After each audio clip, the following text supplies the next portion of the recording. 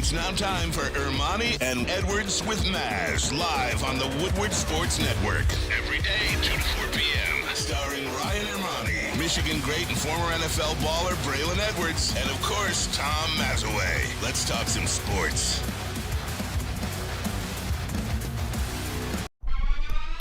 Hey, let's go. Tuesday show, December 19th, 2023. Ermanni and Edwards with Maz. Woodward Sports Network, woodwardsports.com, fox2detroit.com, or the Fox Local app if you are watching live. If you are watching on YouTube, that's our bread and butter. Hit that like button, subscribe to Woodward Sports on YouTube. Coming up on 60,000 subscribers on this platform. Braylon Edwards, good afternoon to you, my friend. Good afternoon as well. I can't even tell you what time it is. I'm telling you like this, I got some good sleep last night. Went home, ate some leftover spaghetti. Oh, man. Mom's spaghetti? Mom's spaghetti, oh, man. Mom's spaghetti.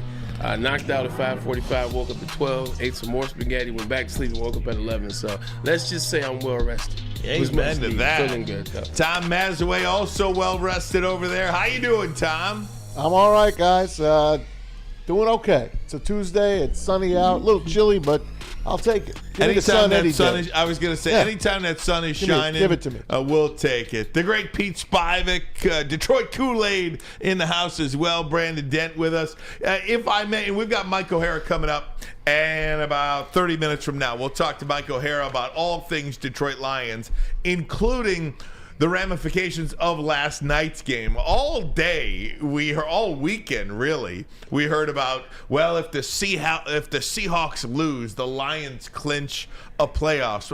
Screw that. We don't need that. We don't care about that.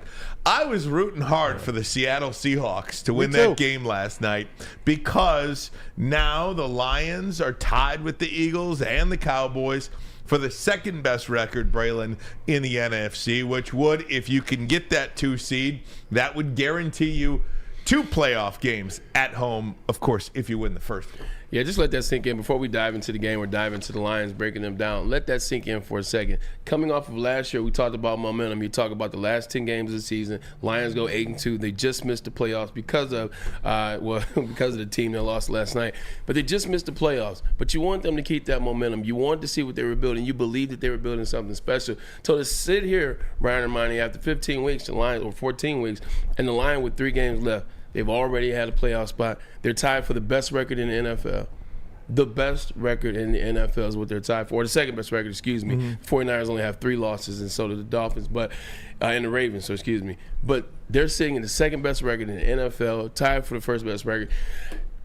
They're doing everything that we expected them to do this year. And even to a certain extent, I would say they're even outplaying what we thought they were going to be because we didn't think a lot of these draft picks would be like they are. So, Detroit Lions, man, you got to tip your hat to Dan Campbell. You got to tip your hat to that team because they came into play this year, and they're not done. I wanted to root for Philly. I mean, I would not root for Philly.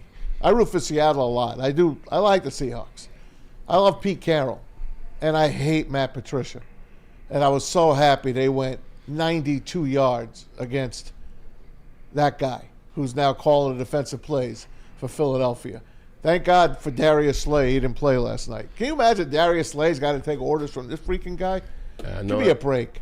That guy, I don't wish anything good football-wise to that guy. So, Seattle, thank you for winning. We'll do it on our own this week against the Vikings. Absolutely no good. And Ryan Ermanni, you and I both took the Eagles yesterday. Mm-hmm. I was under the impression that Jalen Hurts wasn't going to play. So who knew? It didn't matter if Jalen Hurts played or not. But it's that defense. I mean, they're a team that's falling apart. Ryan Ermanni, you got Jalen Hurts coming on after the press conference saying he thinks it's a lack of commitment on his team. You got that was pretty shocking, by the way. That's a really big statement. But that's frustration. It's the same kind of thing you see with Patrick Mahomes. It's frustrated on these young leaders that they do everything right. Jalen Hurts never calls out his team, always talks about himself. He's always making sure he's doing what he's supposed to be doing, trying to make sure the team is doing what they're supposed to be doing. And maybe, just maybe, with the departure of the defensive coordinator, with the departure of his guy, Shane Steichen, it's falling apart, and you're starting to see it. But that defense is what's vaunted to me. You watch this defense that's supposed to have, as you like to say, you're right. They got Jalen Carter. They have Jordan Davis. They have Hassan Reddick. They have Bradbury. They have Slay when he plays. They have insert player here. But it's not looking the same without Gannon calling the plays. Like the fact that they let Drew Lock And this is for the number 1 seed in the NFC. They let Drew Lock go 92 yards on that defense. Under 2 minutes. 100 seconds, to be Yeah, honest. yeah. 100 seconds. I don't care that Darius Slay's not playing. I don't care that you may be missing a player or two. You got enough players on that defense to stop Drew Lock from going 92 yards at the end of the game. So Philadelphia Eagles, man, like, you got to pay attention to the signs. And ever since, the start of the season, we've been just giving them passes for winning close games, but it's starting to fall off the rails, man. Hey, last year's Super Bowl teams, they're not making it this year. Chiefs and Philly, they're not making the Super Bowl this year. They're going to get knocked out early in the playoffs. What I was surprised at is Philly goes down the field. Inside of 10 seconds, they were on the 50 already. All they needed was 10 more yards to get Jake Elliott a chance to tie that game up. And he would have, because he's a great kicker. And they throw a 30-yard fade pass against double coverage. It was a horrible call, by the way, and it gets picked off by the former New York Giant, by the way, who had two great plays. Right? Love, Yeah. the Love Doctor. 2 great plays last night, and it stuck. He got 2 toes down. That was a phenomenal interception. Terrible play call on that. They had it 10 yards is all you need. You bring up an interesting point, Maz, and you both touched on something here. One of the things that we talked about as a show coming into the season, when you look around the landscape of the NFC, is I don't think it's just automatic to take 2 coordinators off of one team and just think you're going to not skip a beat. I mean, you saw clearly, and you are now seeing clearly, that the Philadelphia Eagles have some real problems. They've already minimized the role of the guy that they had elevated in the beginning of the year to take over as the defensive coordinator. I think offensively, Philadelphia at this point has gotten worse. They don't know who they are right now. What is their offensive identity? A running team with Swift? A down-the-field team with A.J. Brown? Mix in a little Devontae Smith? Who are the Philadelphia Eagles offensively, and what are they defensively? Are they a pressure team? I think they are as lost as anybody. And could they get it together? Yes. They have elite talent. They have elite playmakers. But Matt Patricia is calling their defense in no... Like, I'm not just trying to make a joke here. This is a guy that was the offensive coordinator of the Patriots last year. He's now the defensive coordinator of the Eagles this year. They don't know what to do with this guy. Come on. But yet and still, he still gets jobs in the NFL. It's beyond me, and it behooves me that this guy still has a job in the NFL. And I think we all said the same thing when he was hired by the Philadelphia Eagles. But you're right. You look at that Eagles team, they got so many concerns. They can't run the ball like they did last year. Last year, they were one of the best running teams. In fact, they were the number 1 rushing team in the league. They get rid of Miles Sanders. They think they were going to insert play, bring in DeAndre Swift. He starts off high, but then they start to fall. You get You get Jalen Hurts. He gets injured early in the year, injures his knee. Came back, didn't miss games, but he hasn't been the same player. Don't do a lot of running with him since then, although he did run last night. A.J. Brown starts the season off hot. I think he had 4 or 5 games in a row over 125 yards, which hadn't been done in NFL history since Randy Moss. And now he disappears. He can't catch the ball. He's dropping passes. He's fumbling the balls when he's in the red zone. They just don't look like the same team confidently, and it looks like it's about to blow up. Like, I feel like Jalen Hurts, that comment last night saying that, it's lack of commitment. When you say lack of commitment, you're talking about a specific player or players, and everybody knows. This thing is at a boiling point, and I can't wait to see what's going to happen next week, because something's going to have to happen. And it's hard to imagine that it could be at a boiling point, because I feel like the Philadelphia Eagles are, right there as just starting to be this elite team. I think last year they burst onto the scene. Hell, in the beginning of the year, I think people were questioning whether or not Jalen Hurts was even going to be the starting quarterback last year at the beginning. And then what did he do? Leads his team to a Super Bowl, gets a $51 million contract annually, and now Philadelphia feels like they are one of the elite teams of the NFC on their way up. But there does seem to be something going on there. And anytime there's a 3-game losing streak, that's no good for anybody. San Francisco experienced it earlier in the year. Philadelphia is experiencing it now. However, the difference is Philadelphia is not doing it with injuries. They're just doing it on their own. right? I Yeah. mean, when San Francisco was in the middle of a 3-game losing streak. Yeah, their 3 best players were out. Yeah, it made sense. So it does. It made a little bit more sense. But Braylon, you're right, man. Philadelphia feels like, and we talked about it when they were 9-1. Yeah. You're sitting there like, how is this team doing this? But they don't feel, relating it a little bit closer to Detroit. Philadelphia does not feel as daunting a team as they once did a month ago. If you're the Detroit Lions having to go there to play a football game. Yeah, 100%. I think you look at the Detroit Lions, and when they had their issues, they look fixable. You know, when you still have your same core in place, they still have their offensive coordinator, they still have their defensive coordinator, they still have their offensive players. And when Frank Ragnow plays, we know how good and how special that offense can be. So you were just fixing a couple things here or there. You got to get somebody on the opposite side of Aiden Hutchinson that can rush the ball. You can't keep turning the ball over like Jared Goff. So there were things that were fixable within the team, I think. Well, you look at the Eagles, there's no Shane Steichen coming to save Jalen Hurts.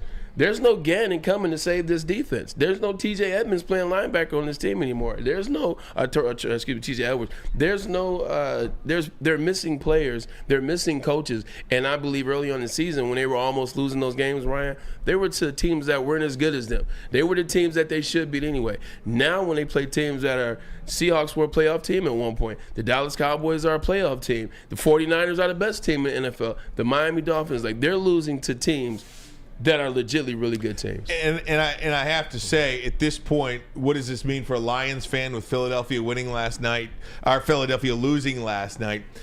If Philadelphia wins out and the Lions win out, I believe the Lions will absolutely get the 2 seed. They do. Yeah. Because they will have beaten Dallas, and then the Lions' record against common opponents would be better than Philadelphia's. Yep, if they both win out. If they both win out, which, the Lions obviously 2 games against Minnesota, and then they have the game at Dallas in 2 weeks. So They've won 15 in a row at home. it is all there for the taking. And you never know, man. Look, could Dallas go to San Francisco in the second week of the season and win a game there? And then you're hosting the NFC Championship game, potentially, at Ford Field. Getting that 2 seed is a very, very big deal, but it starts this week in Minnesota. Yeah, getting the 2 seed definitely going to be a huge deal, and whatever future happens from that. But Ryan, we talked about it, and you talked about it last week. Focus on the game at hand. Detroit Lions don't need to get caught up in what can potentially happen. They don't need to worry about Dallas in 2 weeks. They don't need to worry about just worry about the Minnesota Vikings. Control what you can control. No doubt about it. All right, guys, you'll hear from Dan Campbell coming up next, talking about how focused this team is. Also, we'll have Mike O'Hara, DetroitLions.com. We'll talk to Mo coming up in about 15 minutes from now. All that and more, but first, a message from Dispo. That's right. Dispo Romeo, Friday and Saturday, come see Santa Claus. That's right, the big jolly man will be there Friday and Saturday, so bring your kids, come on down and have a good time. 21 and up, you got to be in the inner Dispo, so cancel that kids part, but it is a fun time. It is a fun place. It's the best ways to consume your cannabis. Oil, flower, they got it all. The best brands, the best ways. Come see Santa. Dispo Romeo, Friday and Saturday, open till midnight.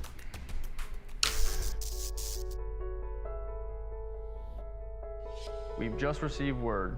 The world's cannabis supply has vanished. The public is outraged and has taken to the streets in response to this tragedy. The individual responsible acted alone, and we can only hope they will make things right soon.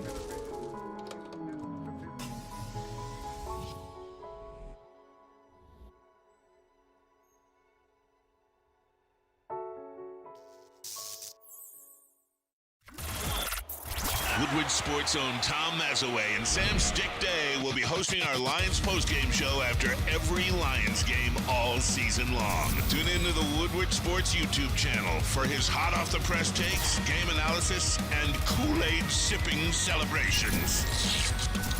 You won't want to miss it. Join Maz, Stick, and special guests each week immediately following every Lions game, exclusively on the WSN YouTube channel.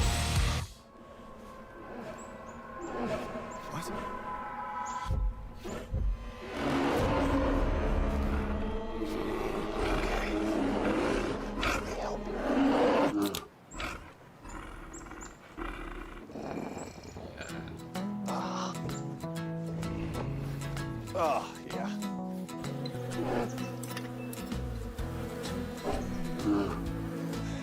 nothing. G-G-G-G-A.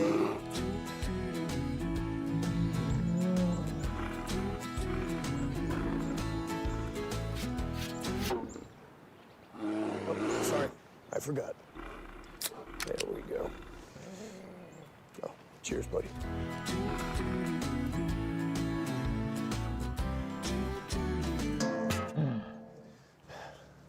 I think we need to get you a pick.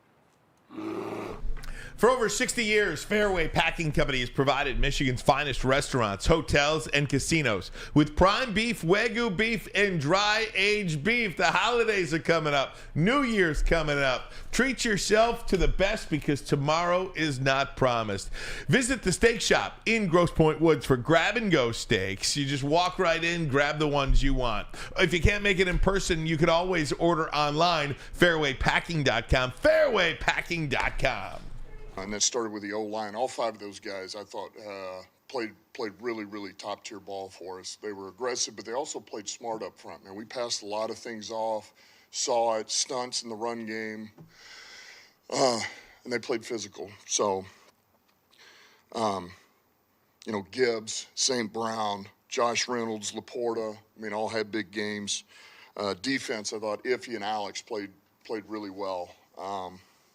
Cam Sutton on Sutton, that was a big matchup, and he did an outstanding job. And Kaminsky showed up; he was violent in there. And then special teams was Germ, which Germ every week. It would be a rare week if Germ is not probably our guy. He's such a productive player on teams for us. And then thought Pitt and Rodriguez did some good things on teams. So that was kind of the snapshot of the game overall. That was Dan Campbell talking about basically the entire Lions roster who had any sort of snap count in Saturday night's game. And look, proud of his guys, the way they responded. And he spoke about them yesterday. And I think this was one of those things, Braylon, where the head coach comes to the podium and he's like, yeah, man, this is what we're talking about. When you put all that work in, all that focus, and then you actually execute and accomplish, man, as a head coach, that's got to be everything to you. Yeah, you feel amazing as a head coach because you harp on these guys all week about the little things, the details. If you see this or this is what you're going to see. So when guys actually go out there, they pay attention to the film, they work hard during practice, and they go out there and they make the plays, Ryan, that you told them they can make, you feel real good as a head coach, especially a head coach that is in December and has 10-4 going into these playoffs. So I think it was very good of him to give everybody some love. Obviously, he named a lot of people, but you want to be able to name a lot of people. The fact that he can name that many people is a good sign moving into January. So glad he did at the podium, and it's going to work wonders. You're going to get guys saying, damn, that's what I'm talking about. Guys get some love. Now they want to go out there and even work harder, watch even more film, get a couple extra more lifts in after practice or run something extra. So guys are excited, and Dan Campbell's giving them a reason to stay excited. This guy knows how to push the buttons for this team. They follow him, and they feed off of him. When he's stressed out, they're stressed out. When he's feeling good and he tells his team, we heard him in the locker room on Saturday night, this is who we've been all year. Yeah, we took a couple of bad steps, but we've corrected them. They had a great week of practice, and they beat the snot out of Denver. And now they got to go into Minnesota. And I truly believe, I have the good feeling here, that they will beat Minnesota. Minnesota plays one-score games. They do. I don't care. I'll win a one-score game any day of the week, and twice on Saturdays this time. Maz, you talk about, players on this team doing whatever they have to for Dan Campbell. Did you hear the story about Frank Ragnow? Oh, yeah. Here's what Dan Campbell had to say about Frank Ragnow. It's amazing. Just about a week after having meniscus surgery. Take a listen to this. Look, man, I know what that's like. There's nothing easy about that. And but I can tell you this, when it was done, I called Frank on the way out, and he probably didn't even remember it because what he was on. But I know this, he did say, I'll be back for the next game. I'll be back by practice on Wednesday, and sure enough, he was. And every day he kept telling me, I'll be ready next week. I'll be ready next week. And so that's how Frank is. Frank's going to will himself to – his mind controls his body, which we talk about all the time, and the good ones can do that.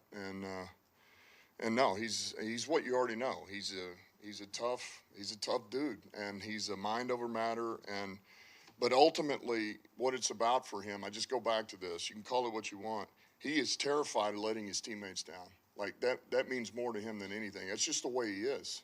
And, you know, that's why guys respect the hell out of him. Offensive linemen, Ryan, I've always told you, Maz, they're cut different. They're cut different. What I've seen linemen play through in my time in the NFL, my time in college, even my time in high school, offensive line, they're just tougher. They just cut different. They can play through more. Their pain tolerance goes through the roof. And Frank Ragnow is no different. And the biggest thing, I think Dan Campbell said it right there, he's terrified of letting his teammates down. Like, that's when you know you got an all-time teammate. That's when you got a guy. That's when you got a guy that can elevate the play around him, because guys are gonna say, "Hey, Frank would play. Hey, Frank would do this," or "Hey, Frank would do that." So when you got a leader like that, that's in the middle of your team, and you're talking about the cornerstone of your team, which is the offensive line, it's that guy. It's special for this team, man. Dan Campbell has every right to feel that special by him. Just listen to that. Having a meniscus surgery. I had meniscus surgery. I was not telling Jim Harbaugh that I was playing in a couple weeks. I was, hey, let me see how it feels, right? And he's legitimately groggy as heck.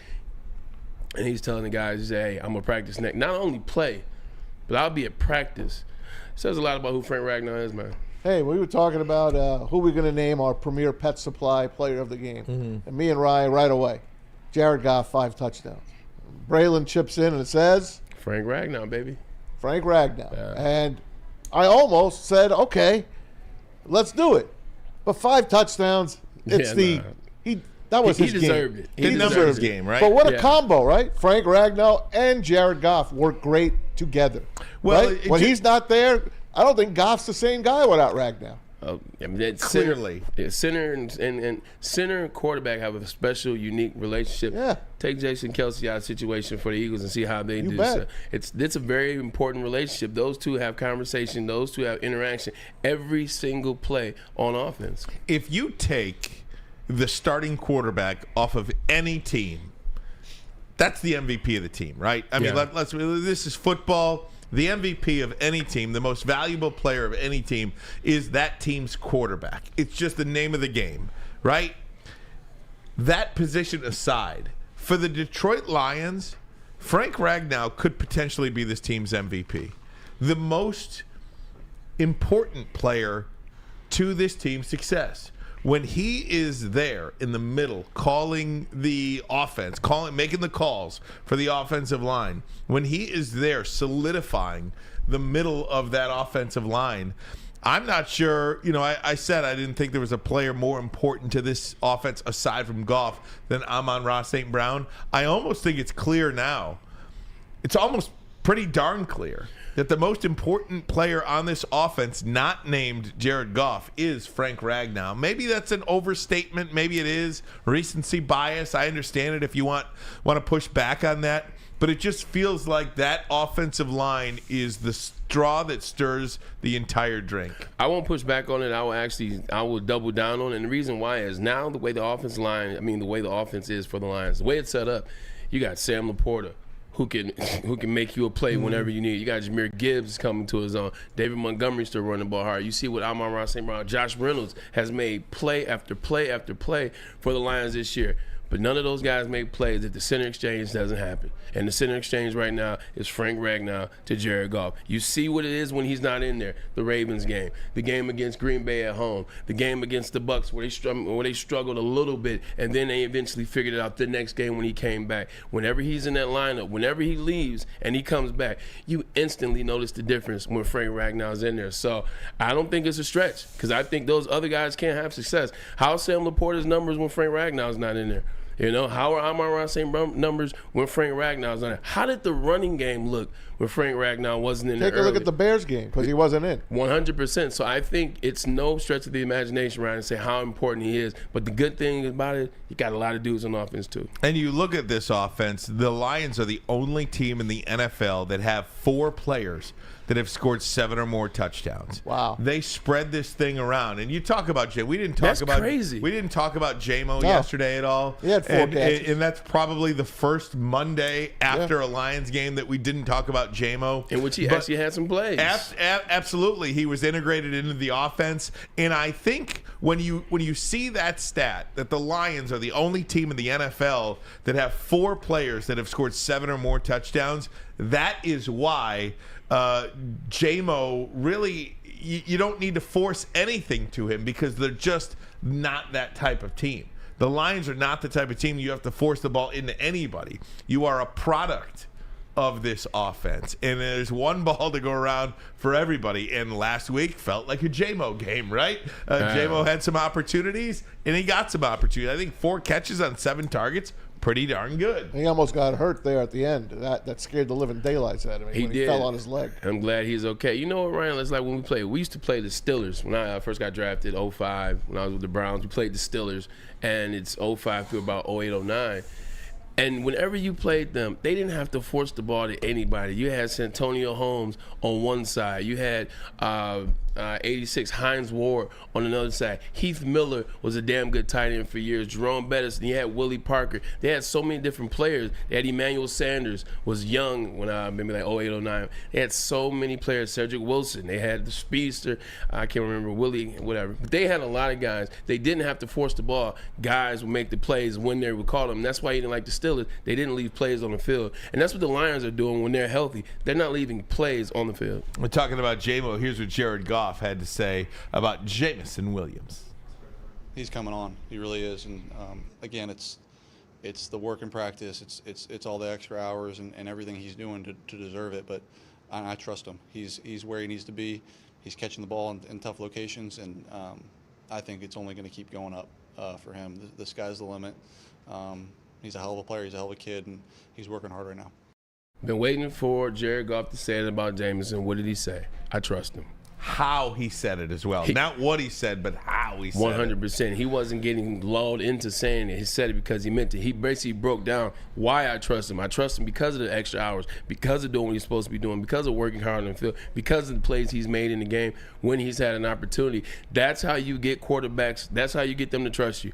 Quarterbacks of Jared Goff level, where he's older, he's played around some guys, played around some studs, got a good situation. You can't just come in and get a pass from him or get plays from him because you are first-round guy. You got to go out there and earn it, and it seems like he has. No doubt about it. All right, guys, we are going to take a break. When we come back, we're expected to be joined by Mike O'Hara, Lions beat writer, DetroitLions.com. All things Lion coming up next, but first, a message from Big Boy and Jack Labrador, but we'll start with Big Boy, Maz. Yes, we will. Big Boy, you know it. Wintertime in Detroit's always better with comfort foods from Big Boy. Start your day off with a great breakfast. The stuffed potato pancakes are back, as well as the Santa Fe omelet and the lumberjack as well. The apple pie hot cakes are too good to pass up. Get your lunch going and get your dinner going early. A little veal parmesan or a Southern Comfort chicken bowl. Maybe that will wet your whistle. And of course, you want to top it all off with a new gingerbread shake, all from your local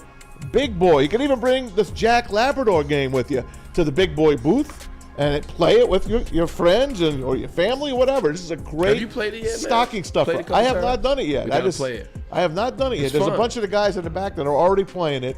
They love it. And what a great stocking stuffer. Only $20 to get this game. It is a makeup. It is like 3 new games on the rock, paper, scissors game, except you do it with this chip that is in here and this deck of cards. So you got to check it out. Check out jacklabrador.com. Click that QR code for more of the details. Have you ever wondered where all the finest restaurants get their steaks? It's Fairway Packing Company, providing Michigan restaurants, hotels, and casinos with prime beef for over 60 years. But now you can buy these cuts of meat for yourself at the Steak Shop by Fairway Packing Company. Prime porterhouse, A5 Japanese New York strip steak, dry aged Wagyu beef tomahawk.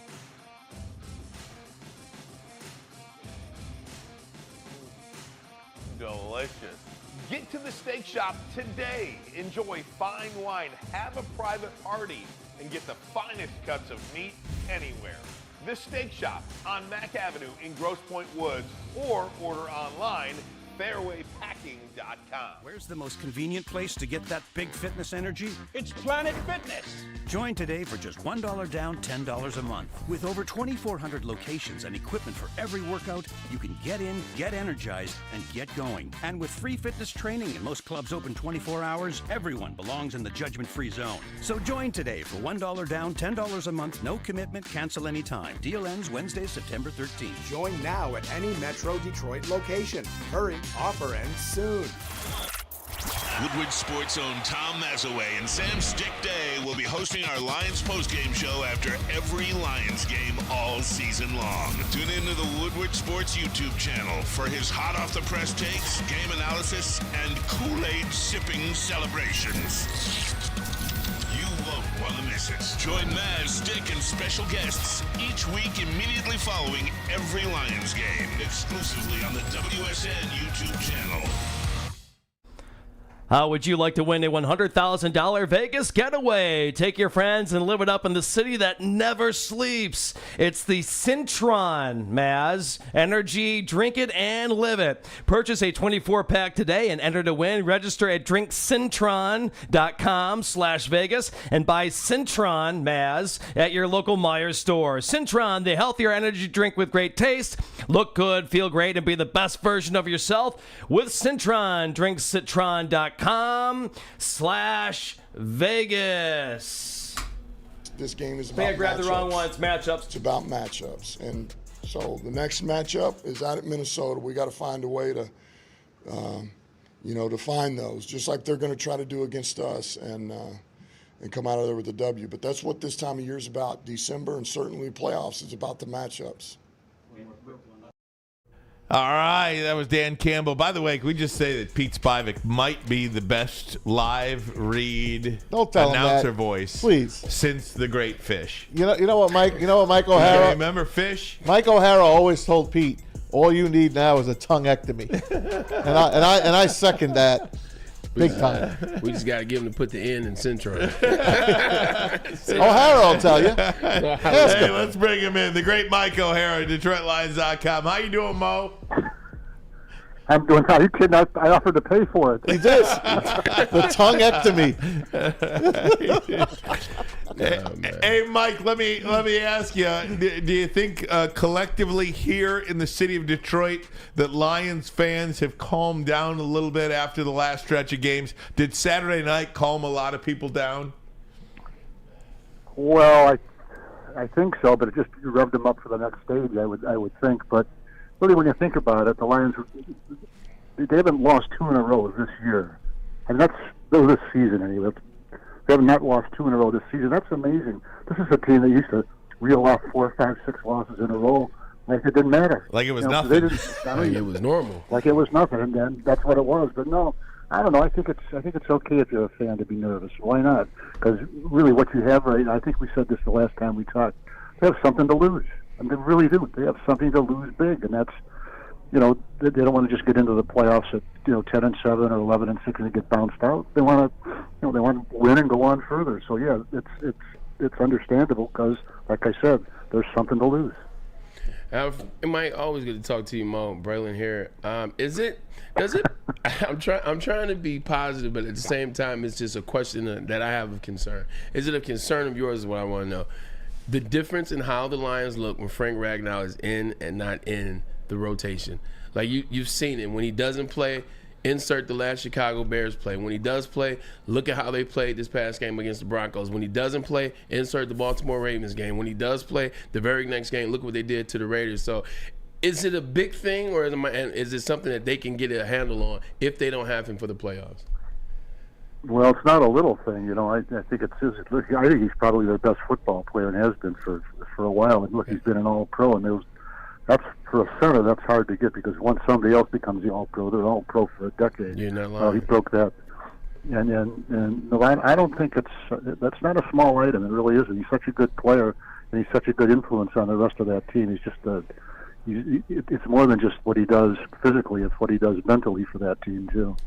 Hey, Mo, what was the major difference besides not turning the ball over in Jared Goff's game on Saturday? Saturday, he looked like the Jared Goff that we all fell in love with. What happened? Is it the O-line that did it all? Well, it didn't do it all, but it's obviously if you have time to pat and throw, it's a lot different than pat and run for your life. Right. I would think, and in all due respect to Jared, he is.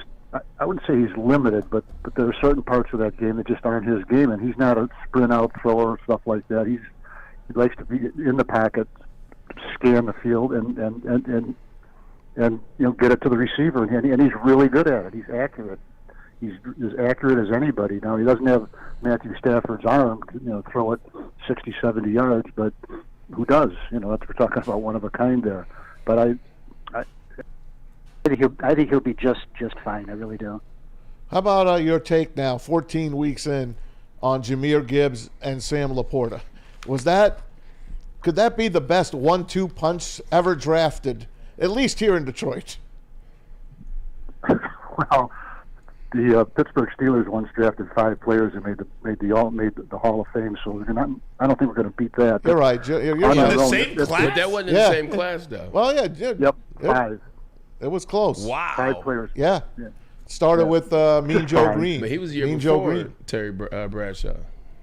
Hey. Either way. All right. How about in the last year? Hey, they're pretty good, Mo. Well, yeah, certainly since April. Absolutely. Nobody's done better. No, I think it stands on its own. What do you compare it to? I really don't. I really don't know. I don't think a lot of people had the tight end rated as the number 1 tight end in the draft. There are a couple of other guys there. But look, he was 34th overall, which is the second pick of the first round. So really, you have to me, consider him first round quality. Jahmyr Gibbs was clearly the number 2 running back in the draft, and I think he's probably the number 1 running back for his ability to catch the ball too. That was just an excellent pick by Brad Holmes. So the thing that even makes it better though is what they backed it up with, and that was or timed it with, and that was the free agent signing of David Montgomery. Yeah. 2 guys who can get you yards. A little different style, but they both can get you yards. They can catch the ball out of the backfield to some degree. I mean, I think Gibbs is a little better at it than Montgomery, but that in itself is a twosome that could really carry you a long way. Mo, we're talking about giving so much love to the offense, and they deserved it after how they played against the Broncos. But you know who else played good in my estimation? It was the defensive line for the Broncos. They really got after Russell Wilson, and he really didn't have anywhere to go all game. How did they look so different in this game versus how they looked in the past, where not being able to get to the quarterback? What was different in this game in your estimation? Well, I think part of it is when there's a quarterback who's easier to get to. I think, and Russell Wilson, he likes to run around back there, and if you run around long enough, you're going to get caught, and he got caught. But it's not like that they, just dragged him from one end of the stadium to the other. I think they had, was it 3 quarterback sacks or 2 quarterback sacks? But what they had was relentless pressure, throughout the game, starting right. I think it was from the first series when Ifeatu, let me try this name over again. Ifeatu Melifonwu, just the blitz thing knocks the ball loose, and really the Lions probably should have gotten some points out of that, but they didn't. But that was sort of the signal to Wilson, hey, we're coming after you today, and they did. Hey, Mike, and we're talking to Mike O'Hara, DetroitLions.com. Mike, what will it mean for this team, do you believe, to get C.J. Gardner-Johnson back with this team? I believe the clock started. He'll be practicing this week. What that means for Sunday, I'm not sure we have confirmation on or not, but it does appear that they are going to get him back before the end of the season. What do you think that lift is for the defense? Well, first, you're right. I think it's more likely in 2 weeks they'll be back in 1 week. I mean, this week it'll probably be next week, but I don't know that, and that's just my speculation. And in his press conference yesterday, Dan Campbell didn't specify either, but it sounded pretty optimistic on when he's going to come back. Well, there's a couple of things about. Number one, he's a veteran player. Number two, and players know that. They kind of gravitate to him. Outgoing guy that really kind of controls the room, and he can play. You're better off with your best players than you are with somebody else, and I think he would. At least it seemed that way when we had him for a game and a half. That he elevated the secondary, and I think he'd do that. you get somebody back there who's a guy who can really, make a stand back there for the Detroit Lions, and I think that's sort of been lacking a lot this season. But I think he can bring them that. It'd really be a huge uplift for the secondary. Mo, can you talk about the growth of Dan Campbell? Last week, I think we talked about it on Wednesday with Dan Miller, and we just talked about how he, even after the Chicago Bears game, he just was not the same guy he was in the past after losses. He seemed more confident. It seemed like they were going to get things corrected, and then they did get things corrected. And then, once again this week, he's finding ways to motivate younger guys or motivate guys within his team. Just seemed like the growth in him. He's becoming one of the best coaches in the NFL. Well, he's really a smart guy. I mean, don't let that, the Texas drawl or whatever it is, let that fool you. No, he's super smart, and not super smart. He's in football, yeah, but just in life in general, he's a really, really sharp guy. And I think you saw, to what you're talking to, at his press conference yesterday, that I forget, somebody asked him a question sort of tied to this, and he came out and said, "No, we want to win the NFC North. That's been our goal. That's been our goal from the start. Now, if something else happens, comes down the road, we'll deal with it then." Those aren't exactly the words he used, but that was the message he was sending. And they want to win the NFC North first. That's been their goal, and that's going to be their goal until there's another goal comes along. And I think the Lions were pretty high coming off the field after that win over Denver. And I think this is just the way I read it. I think he wanted to make sure that, look, stay grounded. We've got more work to do.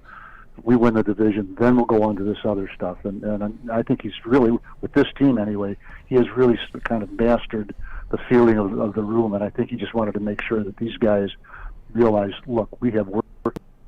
We want to win the NFC North, and everything else, everything good follows after that. And he's absolutely right. If they don't win the NFC North for whatever reason, I think a lot of people would consider this season a failure, even if they make the playoffs and not win the division. Well, that was Ryan's take. Braylon and I jumped all over him on that, because if we said if they didn't win the division, still made the playoffs and won a game, to me that's a successful season as a Detroit Lions fan. You're saying it would still be a loss to you?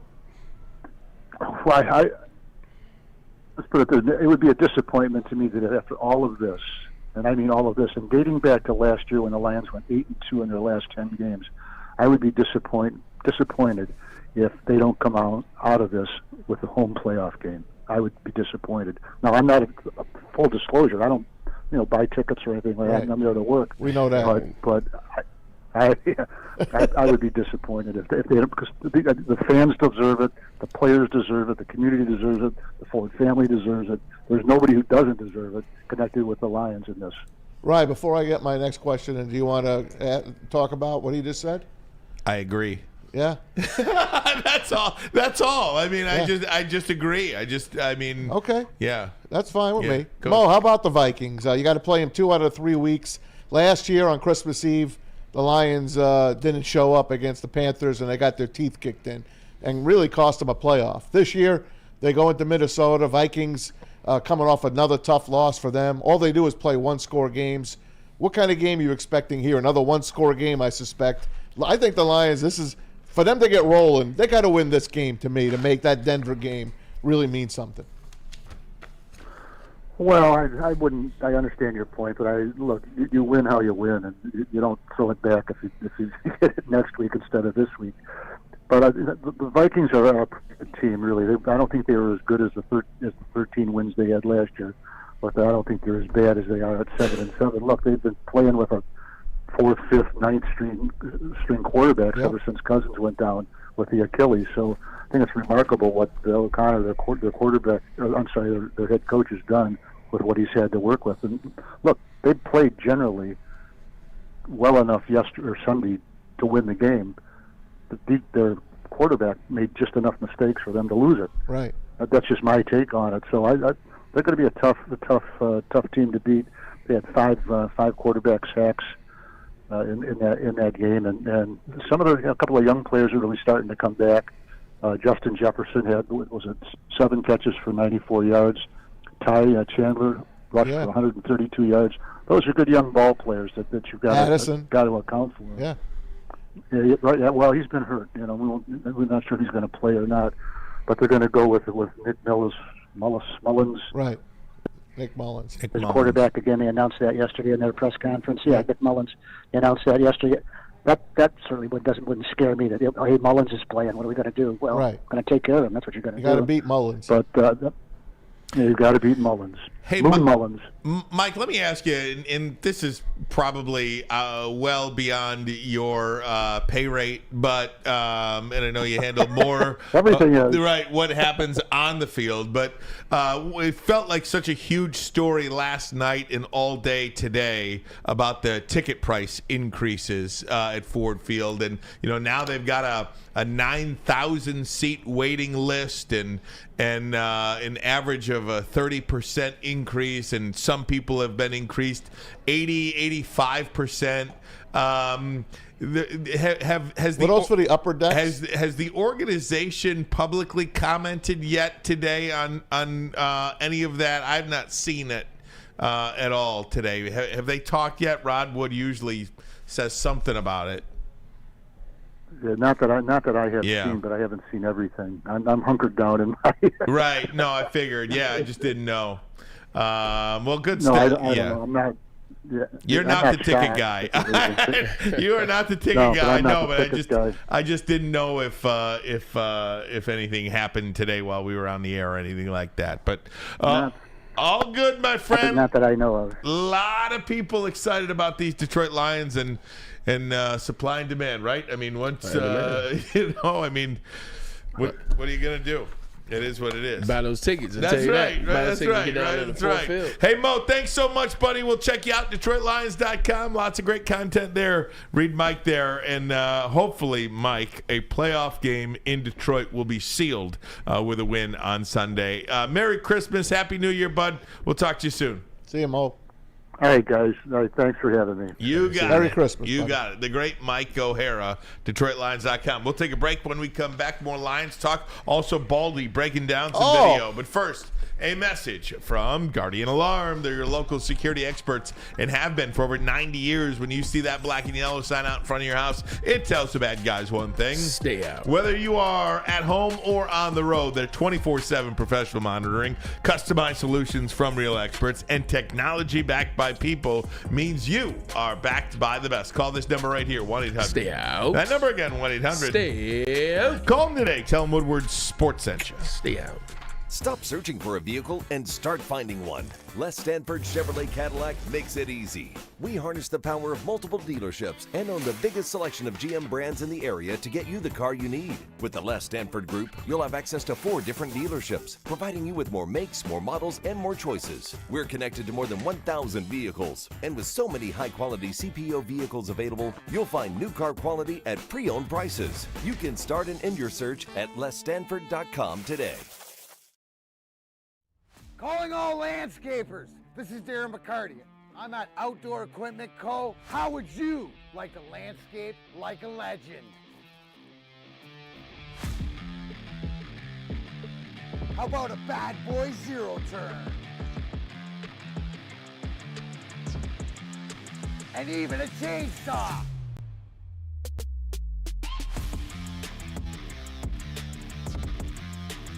And even a weed whipper.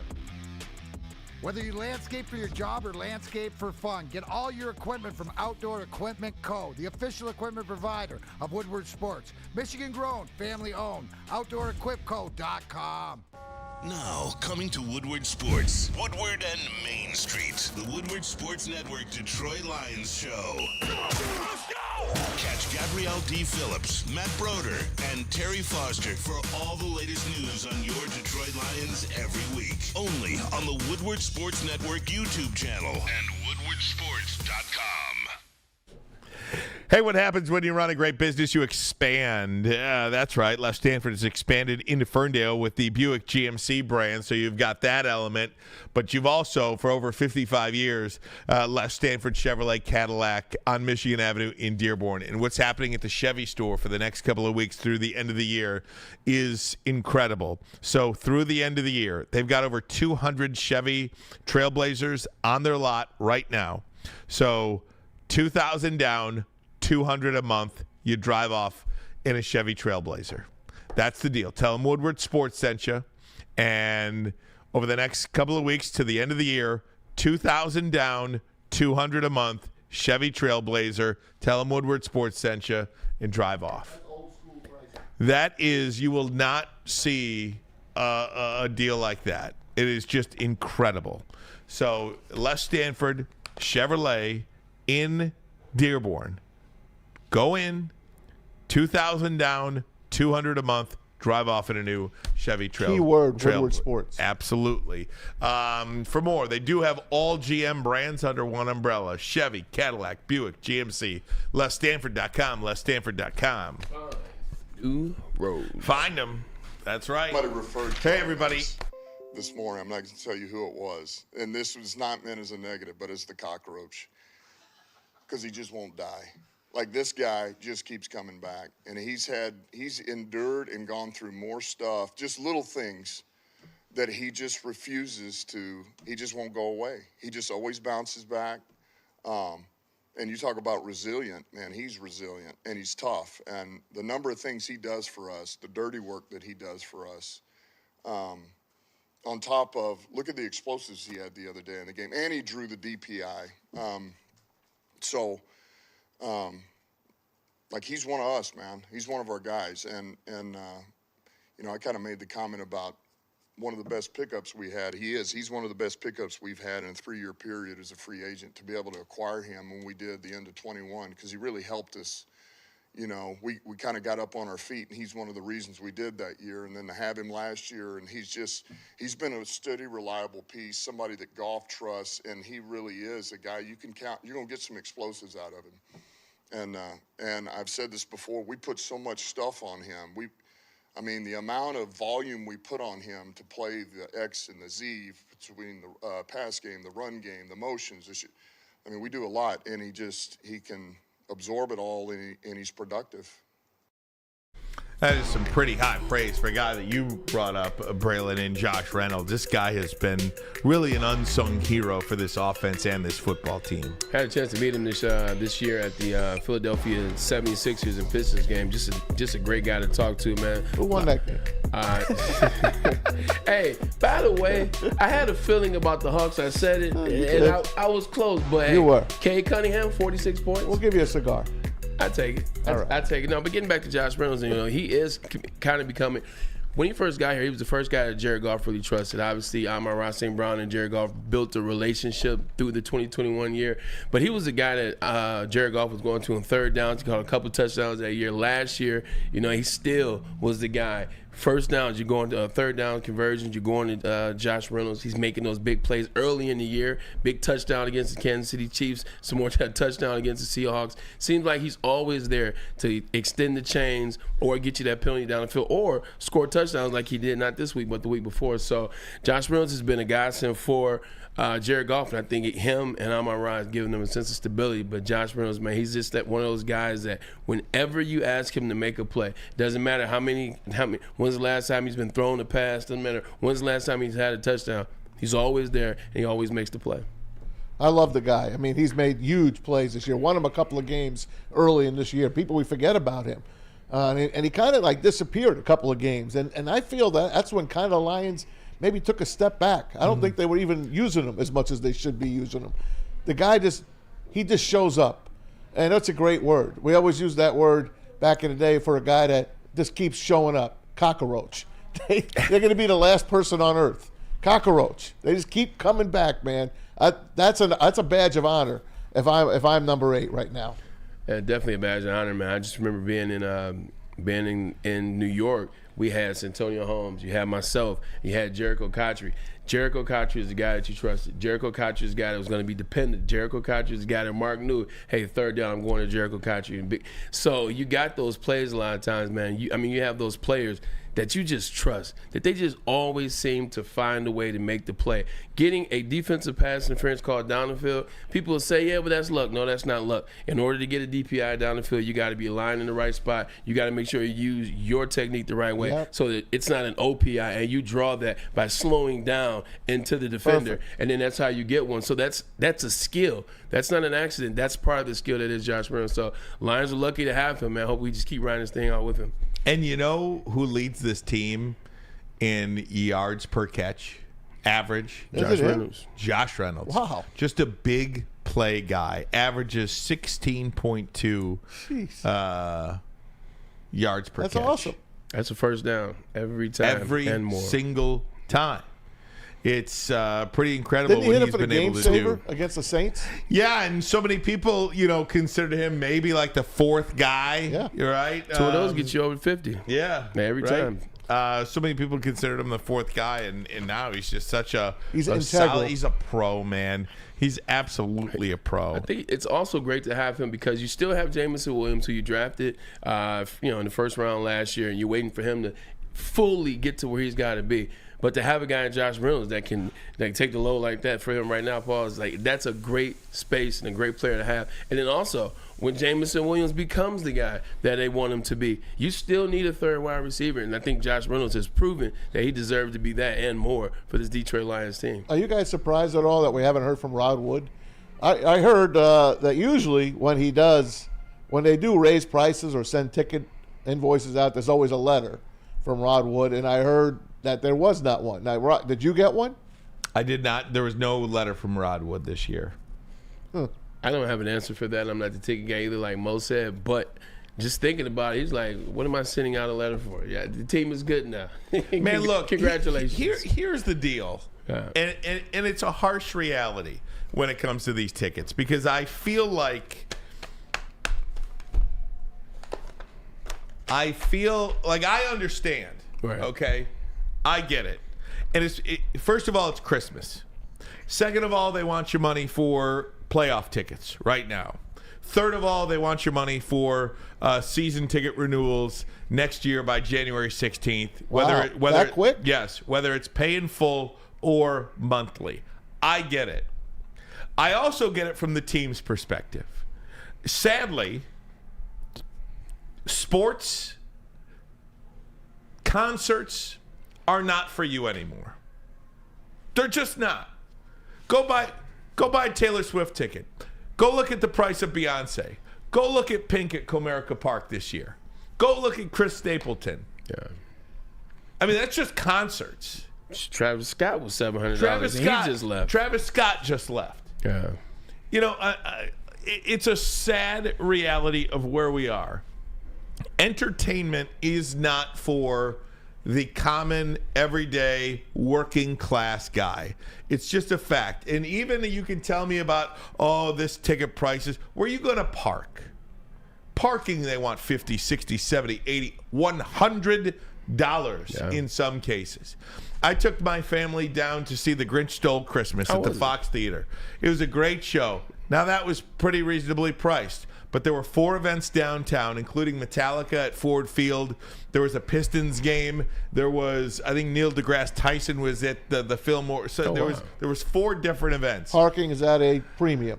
$100 parking. Come on. $80 parking. $65 parking was the absolute cheapest I saw. Man, you got parked there at 11 a.m. And again, yeah. It's just a harsh reality. There's 9,000 people on a wait list. 9,000 seats, not people. There is a big distinction. 9,000 seat waiting list for the first time in Ford Field history. So basically 4,500. If you don't want those seats, somebody is going to be there to buy them. And it's a harsh reality. It's a stark reality. It sucks. I feel for Lions fans that sat through 0-16 that may potentially now have to give their seats up. I mean, I saw season ticket invoices, guy that sits at the 50-yard line. Now, that is a premium ticket. Yeah. For 4 tickets, $8,000 for the season. Now, all of a sudden, next year, they're $14,000. Ooh. That is a really, really big increase. Yeah. Guys with two seats in upper level, in the 300 level. Double. It's harsh. I understand, but I also again understand that it's not the team's responsibility to let you into their building for free or cheap. It's just not. Their responsibility is to put a good product down the field and win games. And I know people think that's maybe pretty crappy, but it is what it is. Last week you could have went to the Panthers game for 50 cents. Yeah. To $5. I mean, am I being a jerk saying that? And can you answer that next? Because I am up against it. First, a message from Swiss. Do you have football on the brain? It's already been an awesome college and pro football season this year, and fall is also the perfect time for me to put my glasses on so I can read, to shop your home and auto insurance. Shop it like a pro with Swiss Insurance. They cover Woodward sports, and they should be covering you too. Ask for Mark at Swiss Insurance today at SwissINS.com or call them at 248-800-4177. Savor the heart of home at Big Boy with our all-new Down Home Comfort dishes. Feast on home-style goodness with our Southern Comfort Chicken Bowl, veal parmigiana, and apple pie hotcakes. The Down Home delight doesn't stop there. Potato pancakes are back.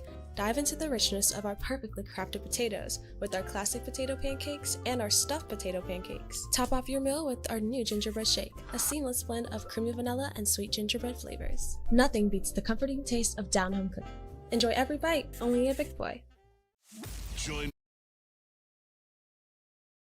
at work and at home. We're there with smarter security solutions, featuring complete automation with customized alerts and more. For over 90 years, we've been the company that's been counted on to protect what matters most, all with personalized service and care.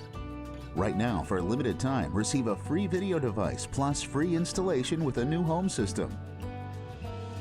Guardian Alarm. We protect Michigan. Join Woodward Sports' own Jeff Iafrate along with special WSN guests for the most anticipated Lions season in decades. Filled with different surprises and expert analysis. You're not going to want to miss out. Go to our Woodward Sports YouTube channel on Sundays and tune in live from 9:30 to 11:30 a.m. Hey, gang, come to Lady Jane's for an award-winning haircut. Get ready for the holidays. Look good at your holiday party. Register for a trip to an all-expenses-paid suite for the 2024 NCAA tournament. That's right. No expenses spared. You and 5 of your best buds. Lady Jane's Haircuts for Men. It's open 7 days a week. You could walk in anytime. It's wicked awesome. Hey, gang, hour number 2 of the program. Ryan Ermanni, Braylon Edwards, Tom Mazaway, Detroit's Kool-Aid, Brandon Dent in the audio booth, Pete Spivak in the TD booth. A lot of chatter in the chat regarding the ticket price increases. Braylon, I hate to be so brash about it, but it is what it is, right? I mean, what do you make of it? No, I agree with you. Look, it's one of those things with the Detroit Lions where, look, they have been bad for a very long time. Fans have been holding on, and the price hasn't gone up. It hasn't gone up on tickets, hasn't gone up on passes, etc. Hasn't gone up on suites, if you will. But now the team is finally getting to where you want them. They're a team that when you go to Ford Field, you know they're going to win the game, or you believe they're going to win the game. They're talked about nationally, and they're a team that's fighting for not only to win the division title, they're fighting for now first place in the NFC, second place in the NFC. So I think when you have those type of expectations and you see how it's been built, this isn't something that's going to fall off the rails in a season or two. This is something that they've built over time, and you know your product is where it's supposed to be. You got to charge for that product. They're providing you a premium grade product down there at Ford Field. Am I right, man? Oh, yeah. Don't you? And some of it does suck. Even when they were crappy, it was still fun to go to a game. But you know what? You get to sit anywhere you wanted back then. Now, you can't even buy a buffer seat. You know, I like sitting where there's no one sitting next to you. That ain't happening anymore. Yeah. It's over. I mean, it's over. The product's out there. You want a buffer seat? Go to see the Pistons. Other than that, you're screwed. And not only that, I mean, it costs money to go to Pistons games. I mean, but if you are, look, this is simple supply and demand. Kool-Aid will tell you. Kool-Aid, hop on here. What's it like at Pistons games right now? I mean, there seem 2,000 people on a Tuesday night, on a Monday night. Yeah, it's pretty sparse there, but there's a few people that still show up, man. And you still charge though, right? I mean, those people aren't getting in for free. Yeah, no, I saw their fans. I saw their fans online still complaining that it costs like $200-300 for 2 to 3 tickets in the 100 level of a Fort Pistons game. I remember not on the secondary market. I remember I went to a Red Wings game last year, and again, Red Wings games, they're not. I mean, they They weren't a playoff game last year, but I got free tickets and I spent $125. Well, yeah, of course. You know, I mean, it's hard to go to a game. You know, there's ways around stuff How? like that. Tell the people. Well, they have specials. They have $5, $10 specials, a Coke, chips, a hot dog. At least at the Tiger games, they do. Well, Tigers are because there's so many of them. Well, there's 80 games compared to 40 on the Red Wings and 40 on the Pistons. But Pistons aftermarket, I bet you if I went on right now and looked for the Utah game on Thursday, I probably can get in there for $10. Right. Maybe less by the time game time hits around. not So if you want to go see an event, a pro sport, you know, they're not the best team in the world, but you can go and experience the arena and stuff like that. Look for parking on the street. You know, look for that Detroit parking app. That's what first thing I do is I'm looking for a spot on the street within 3 blocks. Park on the freaking street. As my buddy said, even with a 10-win season on the brink of their first division title in 30 years, the Lions know how to kick their fans in the nuts. That's awesome. That's awesome. Is that Jerry? I love that. Merry Christmas. Merry Christmas. Give us your money by January 16th or get the hell out of here. It is kind of funny, man, right? That's true. It's so poetic. Man. You know, no, despite all that, the Lions still know how to kick you, right? Couldn't they have waited till mid-January to do this? Right, yeah, for that much, I don't know. I guess maybe they could have. Yeah. Football don't start till August. I mean, you don't think you think you can get all your stuff in order starting in January? What are you hitting people at the holidays for? When do they have? They have until January 16th? That's what Ryan says. Yeah. You got to January 16th to make a decision? Otherwise, your seats are released. Your seats are released, and they're going to highest bidder. 9,000 seat waiting list. You know. I mean, maybe with that one, maybe they could extend it, but at the same time, like, what is it? I guess they could extend it a little bit. Maybe wait till after the Super Bowl. Maybe that's what you're thinking. Maybe after the Super Bowl. I don't know. I got nothing. You got nothing. Braylon's walking into stadiums like, do you know that I caught 3 touchdowns on this field? Pretty much. Don't ask him anything when it comes to buying stuff. Right. To get in a game. That's an unfair conversation to have with Braylon. And I felt bad because I'm over like paying for seats. You're trying to feel sorry for people, right? You can't really. You know, maybe. I'm telling them park on the street. Using the Park Detroit app. I know how to get in a stadium. Maz is the biggest. Maz, you got all the ways. I do. Maz will grease the guy at the door $20. Hey, let me in. Just let me in. 20. I'm still my proudest is 1981 World Series for a $5 bill at Yankee Stadium. Really? Yep. Tell us that story. I didn't have a seat, but I went. Yeah, $5. Wow. Game 6, waiting in line with my friends. We came. I took the bus over to the Bronx. Standing in line, beautiful night. Dodgers are up 3-2. We're going to see our Yankees anyway. See if we could tie it up. I tell the guys, everyone take out a $10 bill and put it in their hand and follow me. I had a $5 bill in my hand. Okay. So I walk up. I'm like, all right, that's the usher right there. You got I scouted him. Scout him. You scout him. I'm like, that's the guy. Just walk in and hand him like you're handing a ticket, and he'll let you walk right in. They're like, you sure? I'm like, just follow me. Boom, boom, boom, boom, boom. The 4 of us get right in.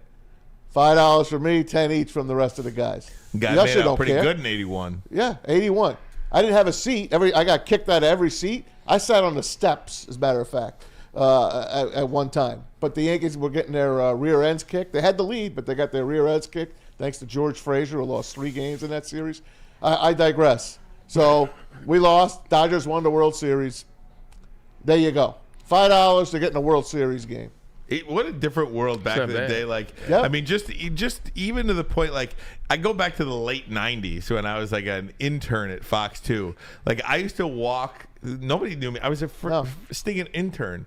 I used to walk to the media entrance. Nobody even looked at me. Nope. Just walk right in, walk on the field. Just ask a question. Sit in the Before dugout, you know it, they forget you. Go up to the press box. Yeah. You know, that little janky. So I went to a game at Tiger Stadium in 1999, and I brought my buddies. That was the last year. I had 2 friends that I brought with me to the Tigers game.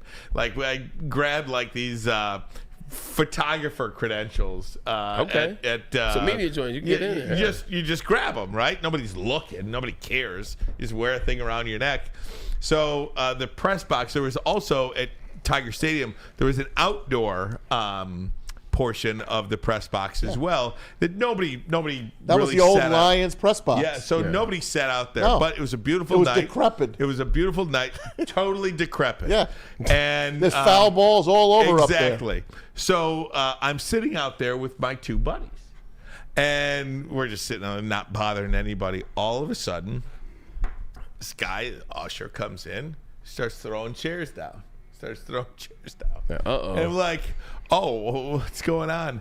It was Paul Simon and not Billy Joel, but Paul Simon was Simon in and Garfunkel. They were there playing a concert, Yankees fans, and they wanted to come to the Yankees. So we literally sat next to Paul Simon awesome. for 4 hours of a baseball game. Awesome. And we're sitting there talking to him. It was awesome. That's amazing. It was really cool. And the nicest guy in the world. He's a cool cat. Yeah. That's where, and I'll give you this quick story.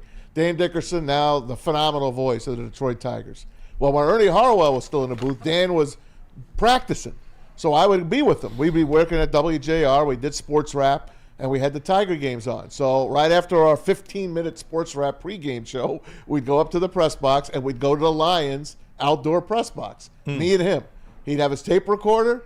I'd be his color commentator, and he would practice the play-by-play, which I was so honored. And, of course, now you hear him, and he's one of the best in the business. So I know the exact spot where you guys were sitting, and I love that place. So cool. And his agent and the drummer. So cool. And, So cool. Like the whole band is out there talking to us about Tiger Stadium. They wanted to be at Tiger Stadium one more time because of the history Look of at it. that. Oh, wow. So cool. It was awesome, man. Wow. You can't do that anymore, though. Nope. Those days, you can't even get to the freaking. Don't stand here. Don't sit there. You can't walk your family in the airport anymore. I mean, it's nothing's the same anymore. Not since 2001. Yep, no doubt. But now it's just but forget about 9/11. Everything's just so corporate. Everything is just that's covering the Big Ten championship game. Like in 2015 when Michigan State went, I covered it for Fox. You could do whatever you wanted. You could go on the field. You could watch it on the field. You could interview whoever you wanted on the field. This last time, and it's been like this the last couple of years. Now that was 8 years ago, but this last time, you may not go past the tunnel. You may not go on the field. You cannot talk to anybody. And it was like, dude, get over it. Relax. It's like the corporate things have just totally taken over. Corporate is just when you watch a game at Yankee Stadium now, the whole bottom level, you'll think no one's there. Those are all corporate seats that the companies don't even show up for half the time. And it looks like crap, and they don't let you in.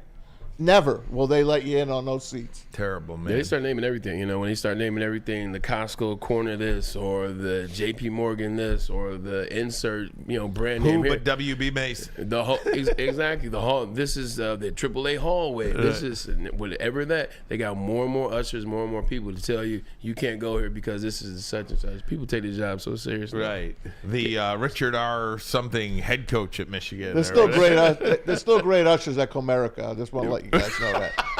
You just got to scout. You got to find the right one. Guys, we'll take a break. When we come back, Baldy breaks down the Lions next. But first, a message from Feldman. Feldman Chevrolet, Detroit's #1 Chevy dealer with 18 locations. There's a Feldman dealership near you. All you need to do is just check in your own backyard or go to feldmanauto.com. Since 1996, Feldman Automotive has been driven to provide a fast, convenient, and first-class car buying experience, and it's called the Feldman Advantage. So do yourself a favor and take advantage. Gabby is a college student struggling to study for her big exam. Then she discovered Syntron, a healthy way for her to stay awake and focus. Jennifer frequently has chaotic days like this until she gets online, orders some Syntron, and finds her groove. April visited her local grocery store, purchased a case of Syntron, and entered to win the Syntron 100K Vegas giveaway. Pick up your case of Syntron today at any Meijer location or visit drinksyntron.com/Vegas and enter for the 100K Vegas giveaway.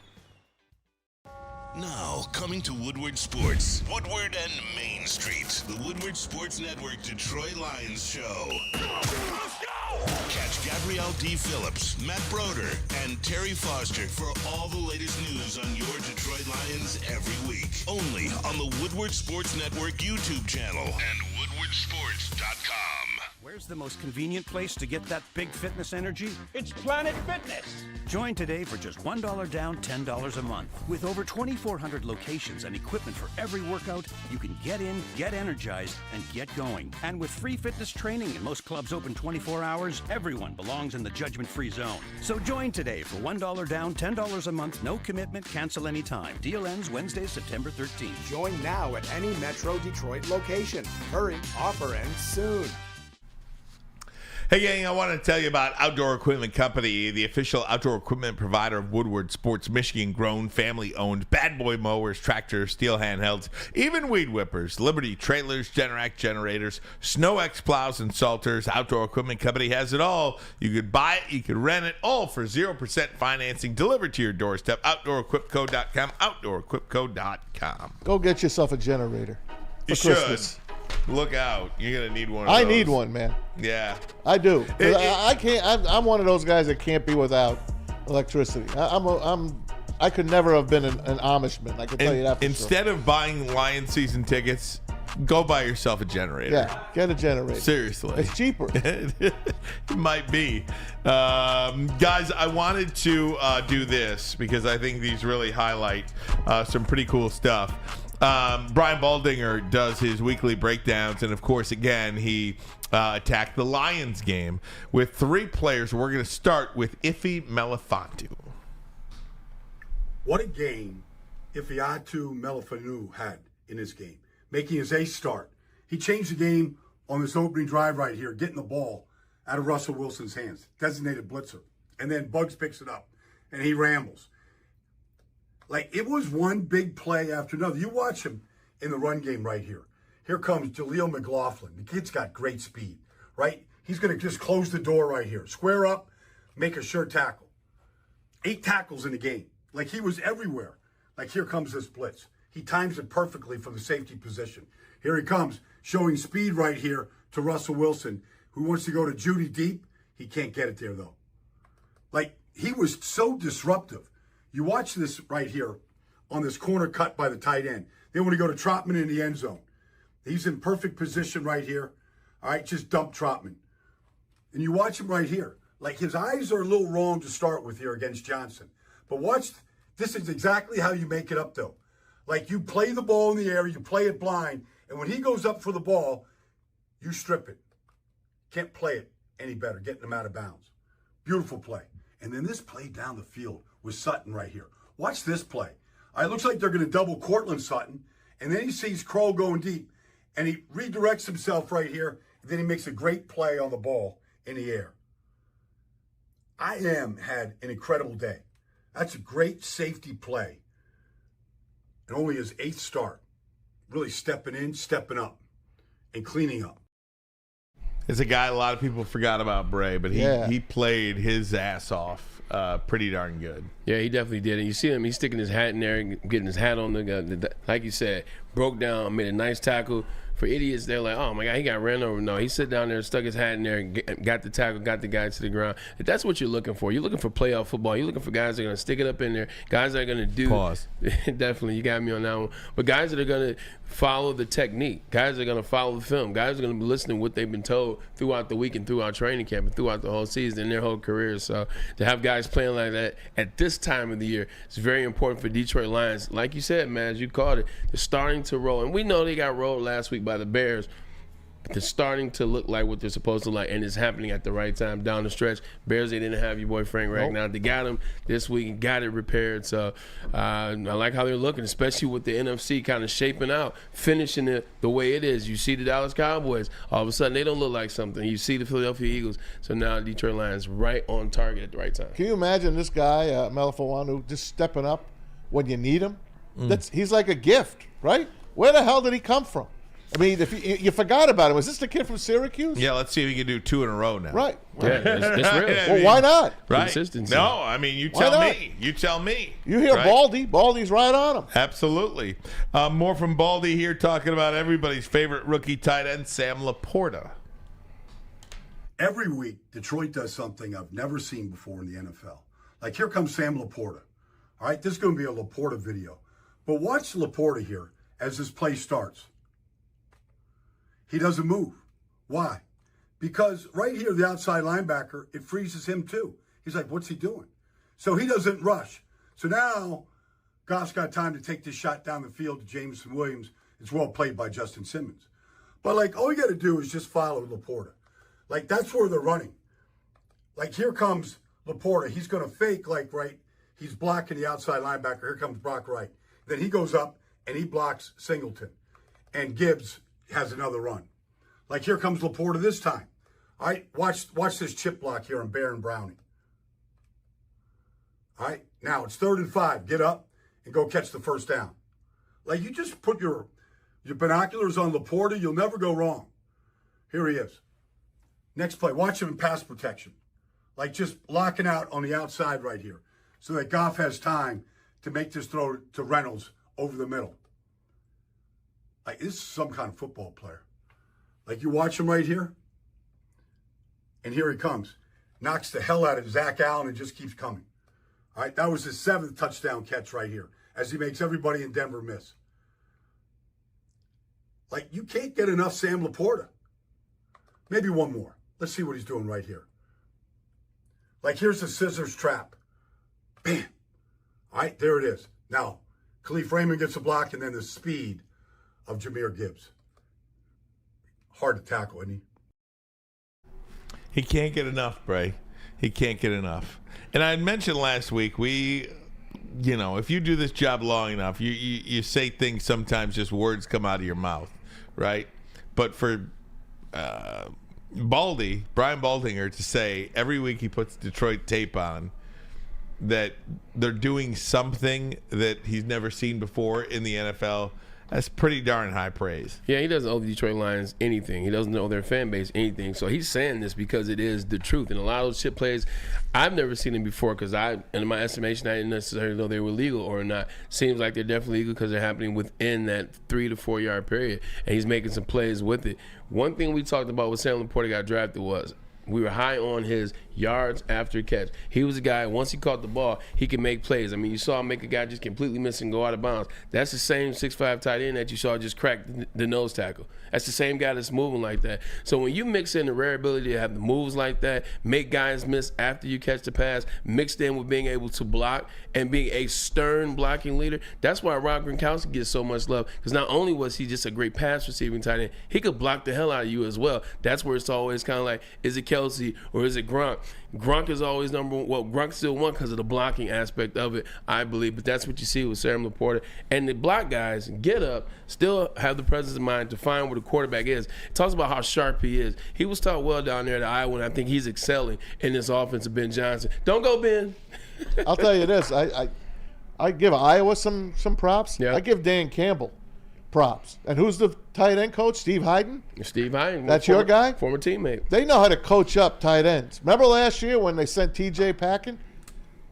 The other 3 guys stepped up and got more touchdowns than he got when he was here. You could say that around the staff that Dan Campbell has assembled. Yeah. I mean, you could say that.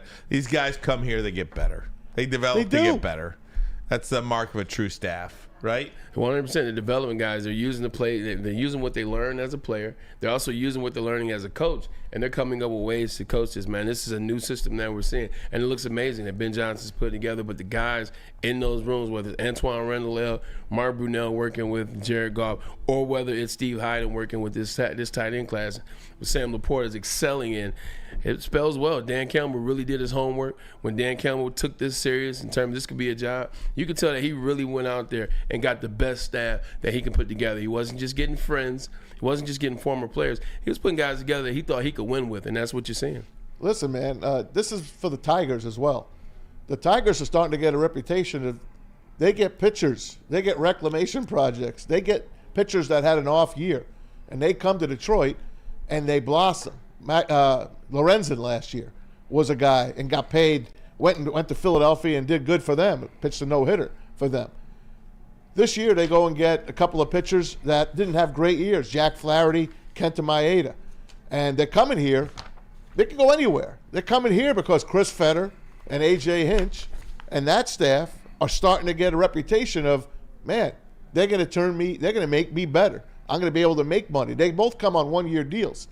So they're coming here for a reason. It's good. Detroit our sports is starting to pick up. If we could only, look at the Red Wings. Guys, do you want to do go around the NFL and then do Michigan or Michigan NFL? You guys tell me. Man, you tell me. Michigan. There it is. You heard the big guy. What J.J. McCarthy has to say about Rose Bowl preparations and his future at Michigan or in the NFL. But first, a message from the Hamlin Pub. Have you ever wanted a bar where you're a regular? We have just the place for you. Head to one of Hamlin Pub's 7 locations and experience where everyone's a regular.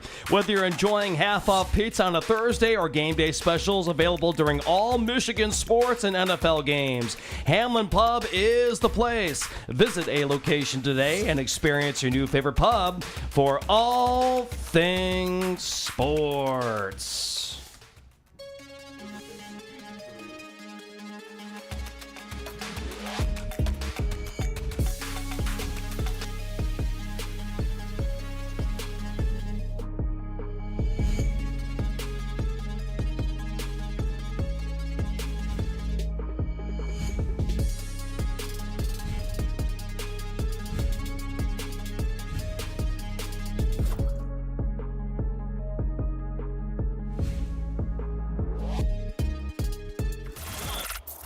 Woodward Sports' own Tom Mazaway and Sam Stick Day will be hosting our Lions postgame show after every Lions game all season long. Tune into the Woodward Sports YouTube channel for his hot-off-the-press takes, game analysis, and Kool-Aid sipping celebrations. You won't want to miss it. Join Maz, Stick, and special guests each week immediately following every Lions game, exclusively on the WSN YouTube channel.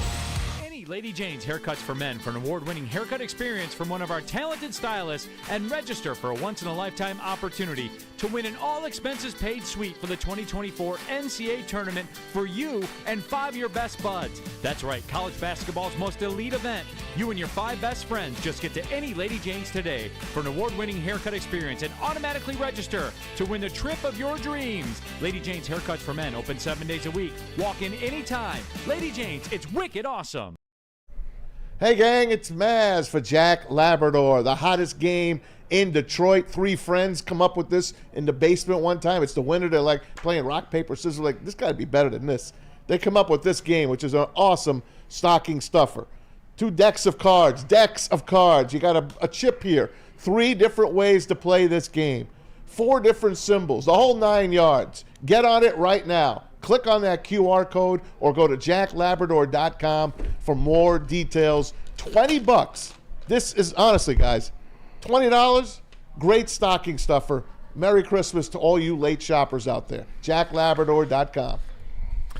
Guys, let's talk some Michigan football. January 1st, the Michigan Wolverines will play in the Rose Bowl against Alabama, college football playoff. J.J. McCarthy told Larry Lage yesterday, there was availability for Michigan, that they have changed up some of their processes and plans that they have leading up to this game. Thank God. And I think for a lot of people, that's exactly what they wanted to hear. Yep. Something was going wrong. Now, I have been steadfast. I don't believe there's a team in the country. There will always be a winner and a loser in football. There are no ties. But I just don't believe there's any team in the country that can play their best football game 4 weeks after playing their last football game. Somebody will win, somebody will lose, but it's going to be an ugly, sloppy, imperfect game. You just have to be less sloppy, less imperfect, and then go on from there. Yeah, tell that to University of Tennessee my freshman year because they beat the hell out of us, man. They definitely played an amazing game. But you're absolutely correct. And it can be just as simple as not as practicing as hard, not as many days, or if you were practicing too light, maybe a couple more days. I remember one of the biggest things, I think we've talked about this before, is when we went out there to the Citrus Bowl my freshman year, we practiced hard. Like, every day was just full pads, like Ryan and Mike. From the time we announced that we were going to play against Tennessee, it's full pads. You're playing for the best team in the country that wasn't Miami.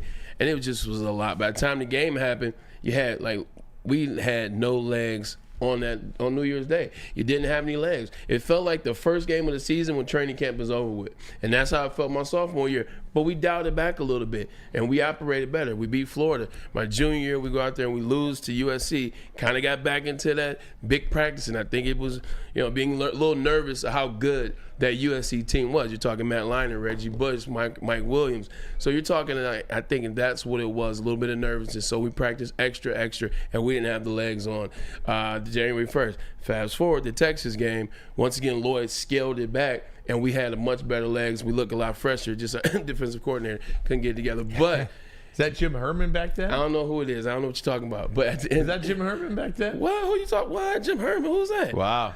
Yeah, it was Jim Herman back then. But with that being said, it can be just as simple as changing your was that Ron English back then? It was Jim Herman, damn it. Sheesh. It can be just as simple as changing your tone, changing your tempo, and maybe being a little lighter. Because at the end of the day, you've been going at it at this point, man, since January with winter conditioning. Then you got spring ball. Then you have summer training. Then you have tour days. Then you have the start of the season, the end of the season, the championship game. They've been going at it now for 11 months, almost 12. So they don't need to necessarily go out there and hit every day. They don't need to go out there. They know the game. They know their assignments. More mental, more fast-paced, less pads. Listen, man. First of all, Rye, of course I agree with you 1,000,000% on the month off. Mm-hmm. Thank God that's not going to happen That'll again. change next year. Thank God. All right, we got playoffs like a week in after the regular season ends. So that's good. Part 2. I don't know what they have to do, but they have to do better than what they did last year. And I don't know about the whole Connor Stallions thing and what TCU knew, what they didn't know, what they did to Michigan, what they didn't do to Michigan. Michigan just played a sloppy game last year. They couldn't do anything right, and they still could have won that game and should have won that game and probably would have had a much better time in the championship game than TCU did. But that's okay. That's hindsight. That's okay. That's okay. All right, Manolo? That's okay. Going forward, they're a favorite over Alabama. What is it now? 2 points? Let me see. Is it up to 2? I don't know yet. Hold on. Started at 1, Hold, 1.5, possibly 2. Let's hear it. Hold on. Here we go. Go ahead, Bray. While you're looking for it, let me ask you a question, though, Maz and Ryan. Definitely that break. 1.5. Still. Definitely the break kills you. The break, it just does. You're no longer in football mind. You got to get back into it. I understand that. But if you look at the Michigan game last year, if you look at what they did against TCU, okay, 3.5 weeks off, 4 weeks off, J.J. McCarthy had 343 yards passing. He had 2 touchdowns. He had 2 turnovers inside the 10-yard line. And then you get a fumble by the running back inside the 4-yard line. So you take away those turnovers. Oh. I mean, and missed tackles. It's an if, yeah, but just on the offensive side, you take away those turnovers, and these are things that are self-inflicted by JJ, by the running back. Simple things to do. Hold the ball, 4 points of pressure. That's something that the running back coach Fred Jackson been teaching forever. 45 points, add 2 touchdowns to that. So a lot of times it's just simple as self-inflicted negatives. Also one of the big storylines that came out of yesterday is J.J. McCarthy telling this story about how Jim Harbaugh asked him about the pre-draft process, if he'd like to, try to take part in the pre-draft process and get all the due diligence and start working a plan to try to move J.J. McCarthy forward here in terms of the NFL draft. And J.J. said no. JJ said he's only thinking about Alabama and won't think about anything else until after Alabama or after the season's over. It's stuff like that. And again, whether you think that's speak or whether you think that's great or whether you think that was dumb, whatever you think, it's stuff like that that will move him up the draft boards. It's just a fact. Yeah. He's got all the tools. It is stuff like that that makes him be the leader that people would want to put their franchise in. People want to. If you're an owner of an NFL team, you want that guy to represent your franchise. It's just a fact, and he'll be a top 10 pick. But if you go through all these draft picks now, they've got this run on quarterbacks like anything else, and he's either the 4th or 5th quarterback taken, but still a top 10 pick. That is a really hard thing to say no to. Definitely a really hard thing to say no to, just like it's a hard thing as an owner to say no to an adult. And that's what you're getting from J.J. McCarthy.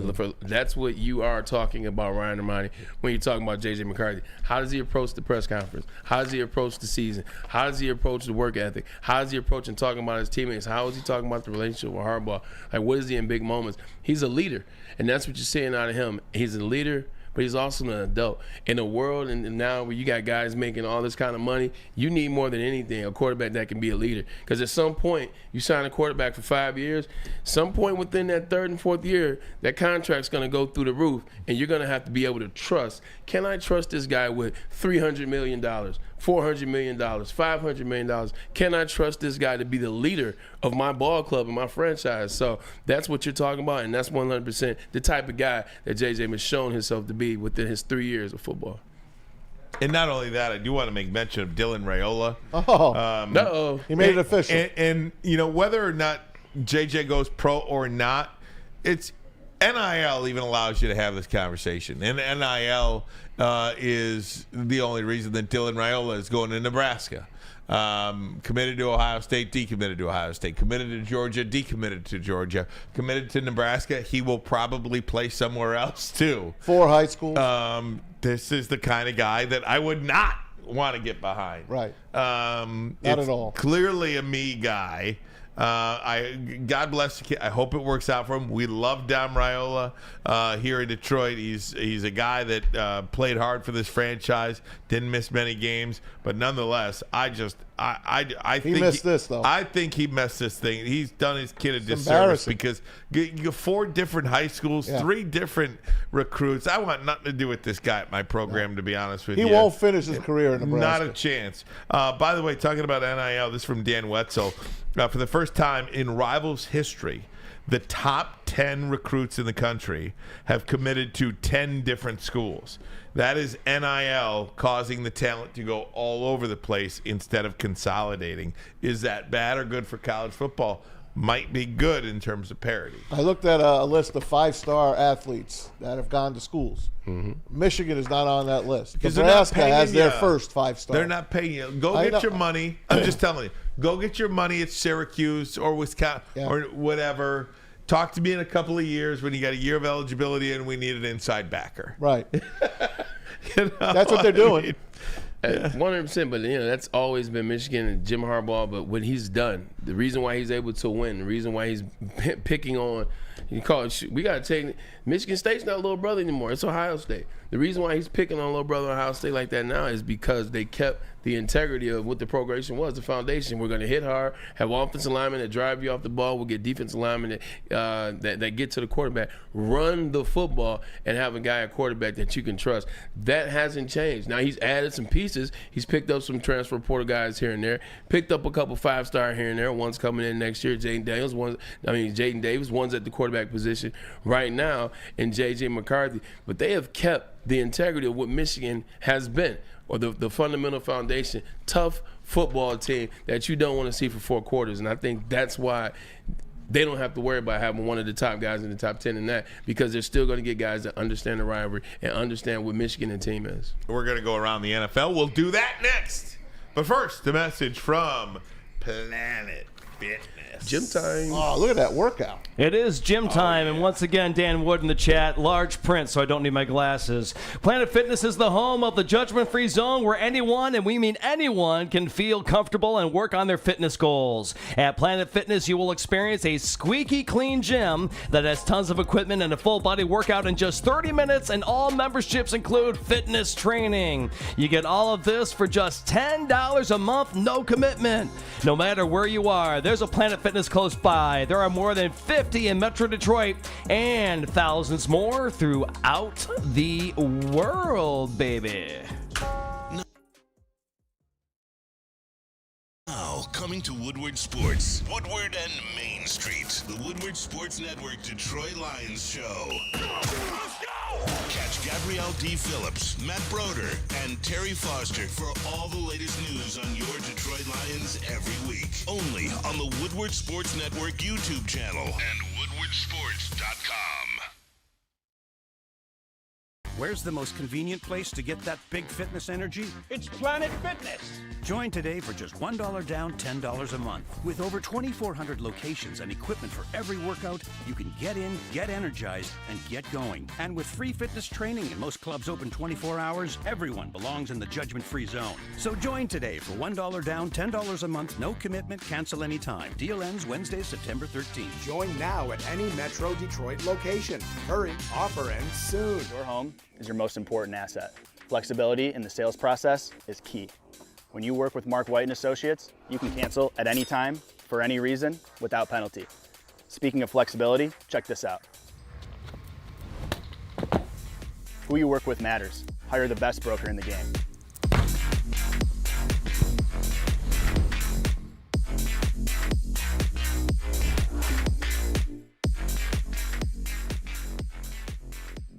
Hey, gang, when it comes to your pet, don't settle. Give your pet the best. Premier Pet Supply, hands down, Michigan's best pet store. How about it? You know it.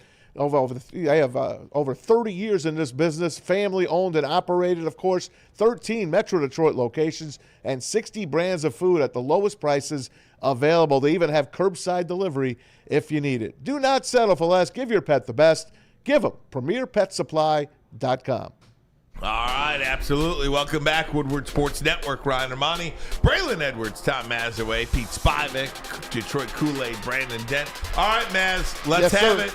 We'll go around the NFL. All right, guys, that Pittsburgh Steelers safety, Davante Kazee, suspended for the rest of the year for all of these tough hits that he's been leading. He's like a missile. He's like a heat-seeking missile. So he is done for the year. That, I don't think I have a problem with. A guy that really doesn't have a problem with it is Tom Brady. Tom Brady is coming to the defense of the defense, Braylon. He's like, how do you want them to make tackles these days? Tom Brady coming to the defense of the defense. Look, good, right? I was going to say, here's what Brady had to say. He basically came to the defensive players' aid here because he said these quarterbacks are getting the players killed. Nobody likes seeing players get hurt, but hard hits happen. Quarterbacks should not be throwing the ball in areas where they are exposing their own teammates to these types of hits.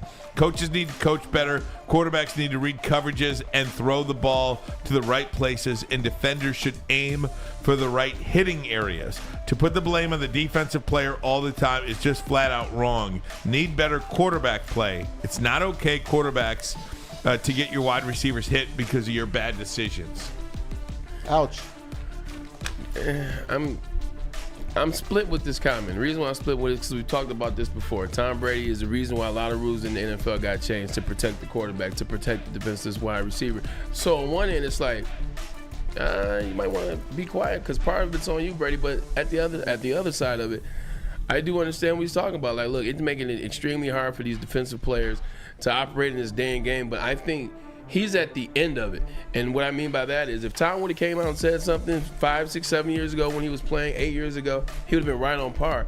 But I think now you're starting to get into a point where, excuse me, guys have been learning how to tackle a certain way, hit a certain way, where you can hit a guy, pause. Like, they've been teaching this in high school now. They teach it at the 7-on-7 drills that these kids go to. They teach it in the colleges that these kids go to. They teach it in the NFL as well. So I think now is the time where players should pretty much know. It still sucks that defensive players have to make so much adjustments to the way that they operate at full speed, but this isn't new.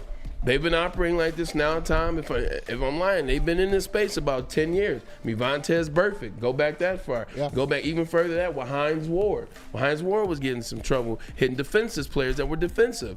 So I think guys got to learn how to tackle in this new day and age because I mean, you're going to find yourself sitting out the rest of the season. You're going to find yourself not on the roster very soon. It sucks, but it's very true. I thought I was always able to read you perfectly. I totally was not expecting that answer. I thought as a wide receiver with a guy that didn't play with any good quarterbacks, you said, you're damn right it's on the quarterback. Oh, no. I mean, it is on the quarterback, but they're not teaching. These quarterbacks aren't coming in. They're not learning and coming in the league with the same information that Tom Brady has, or learning the same information from Bill Belichick and Josh McDaniels and the quarterbacks coaches that he had through his 20-year career. These quarterbacks learn the system in college. Somebody got them running the ball. Different game, man. It's a different game. That hit gets you on a video game, it gets you on the highlight reel, gets you on NFL prime time with Boomer and TJ back in the 80s. Right. Now you get fined. Now you get kicked out of the league. It's just a different deal. Don't lead with your helmet. Different deal. Don't lead with your helmet. This guy leads with his helmet. He could have got someone killed a couple of times. You can look at a play sometimes and know when you're going to do some damage. Yeah. You can just look and say, you know what? Be a ball. Yeah, that was tough. Yeah, that was one where I watched it a couple different times. I said, this guy knew. Like, that's one of those hits. That's a dumb play. That's a guy that is used to doing this, having a frustrating season. It's all those things factor in. I think he could do a better job of protecting wide receiver in that particular moment. Now, the quarterback definitely didn't do him any service, but it's Gardner Minshew. Hey, we had a couple of coaches lose their jobs this year. Frank Reich was the first.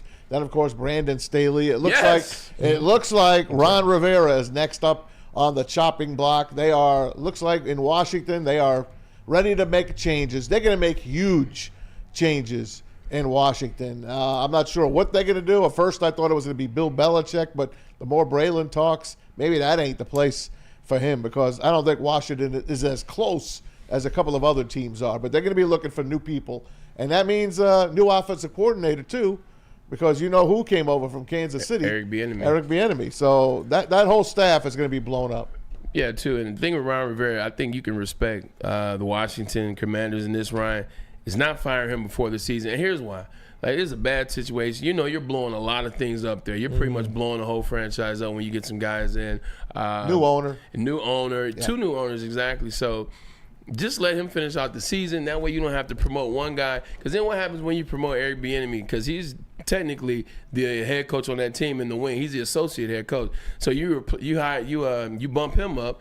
Now he's the head coach for the last 3-4 games a year, and it's like, oh, is he going to be the head coach next year? You just leave him the coach, let him eat all these losses, and then at the end of the season, you make your decision on what you want to do head coaching wise. And going back to the Chargers, they did offer Kellen Moore the interim head coaching job after Staley got fired, and he turned it down. He said, no, thank you. It's the right decision. He wants a clean shot at becoming a head coach. There's no doubt. I don't blame him. And you know what?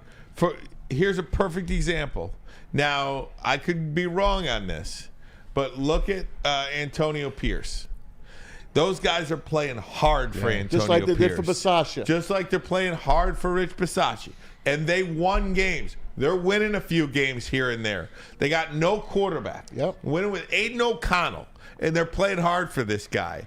If that guy doesn't get that job, if Rich Bisaccia doesn't get that job, why would anybody want to be? Why would anybody that wants a legitimate head coaching position accept? Oh, don't forget about Sam Wilkes with Carolina. Sam Wilkes. There's another one. I forgot about him. There's another guy. That's great. Why would anybody that wants to be a head coach accept that job as an interim tag? I think he set a precedent. Absolutely. I think he set a precedent. Absolutely. Now, if Antonio Pierce gets that job, maybe it goes back in the other direction. Yeah. Hey, see, I can earn this job if these guys play hard for me. But go ahead. I think you're absolutely right, Ryan. I think where the caveat comes in, shout out to my boy D-Mac, is if you're a guy that think you might get another opportunity, a guy like Kellen Moore, who they've been talking about being an offensive guru, although he is not, for the last 4 years, you can turn the job down and know you're going to get one. Antonio Pierce never ever got mentioned for any type of head coaching job before this interim job. So for him, it was like, that's true. I think it's your situation. Same with Rich Bisaccia, though. I mean, he'd never be right. This is true. And he's like, I'm he's not a getting special another teams shot coach at this. in Green Bay. Right. Yeah, he's like, I ain't getting another shot at this. So. Hey, let's get to our playoff picture currently here in the NFL. Let's put that up. You know, the two guys that are sitting out right now are the Baltimore Ravens and the San Francisco 49ers. They get the bye And then it goes from there. And my Super Bowl team, by the way, is not even in the playoffs. That's what I'm trying to tell you. To go. That's what I'm trying to tell you. They're not even in yet. They will get in, and they will represent the AFC in the Super Bowl. I am going to stand on the that is hot take alert. Hot take alert. Bills. The Buffalo Bills will make it to the Super Bowl in the AFC. There you go. That's my hot take alert for the day. There's not a big stick out there. I can tell you that. There is not. It's gonna be interesting to see how this thing plays out. I mean, like everybody has everybody has some pros and everybody has cons, but it's gonna be interesting when the AFC shakes up. I figured the NFC, we figured there's only 2 teams really fighting for it, but if you look at the NFC too, Philadelphia wins out, Dallas wins out. Philadelphia is the 2 seed, right? So keep this in mind too. If the Vikings lose 2 games to the Lions, they're not the 6 anymore. Packers, the Rams might be. Yeah. And then, Rams would be 6. But the Rams play the 49ers, so they're losing too. You don't know what the hell's going to happen. Yeah. Seattle could still get back in this thing. Seattle could get in, absolutely. You could see Seattle at Ford Field again, guys. Don't you want them by now, though? I'd take Seattle. Well, we've lost 7-8 to them, and they've beaten the Philadelphia Eagles 8 straight. They don't scare me. All right, guys, I got to get a break in. Get a break. Back to wrap it up next. But first, a message from Mark White. Dreaming of a new home but feeling the financial pinch? Mark White and Associates, your trusted real estate experts, are here to help. Mark White and his team will pay up to $5,000 of your closing costs. That's right, I said $5,000. Call Mark White and Associates today at 248-290-8242 or visit them at markwhitesells.com. Again, call Mark White today at 248-290-8242 and make your home buying dreams come true. Calling all landscapers. This is Darren McCarty. I'm at Outdoor Equipment Co. How would you like to landscape like a legend? How about a bad boy zero turn? And even a chainsaw.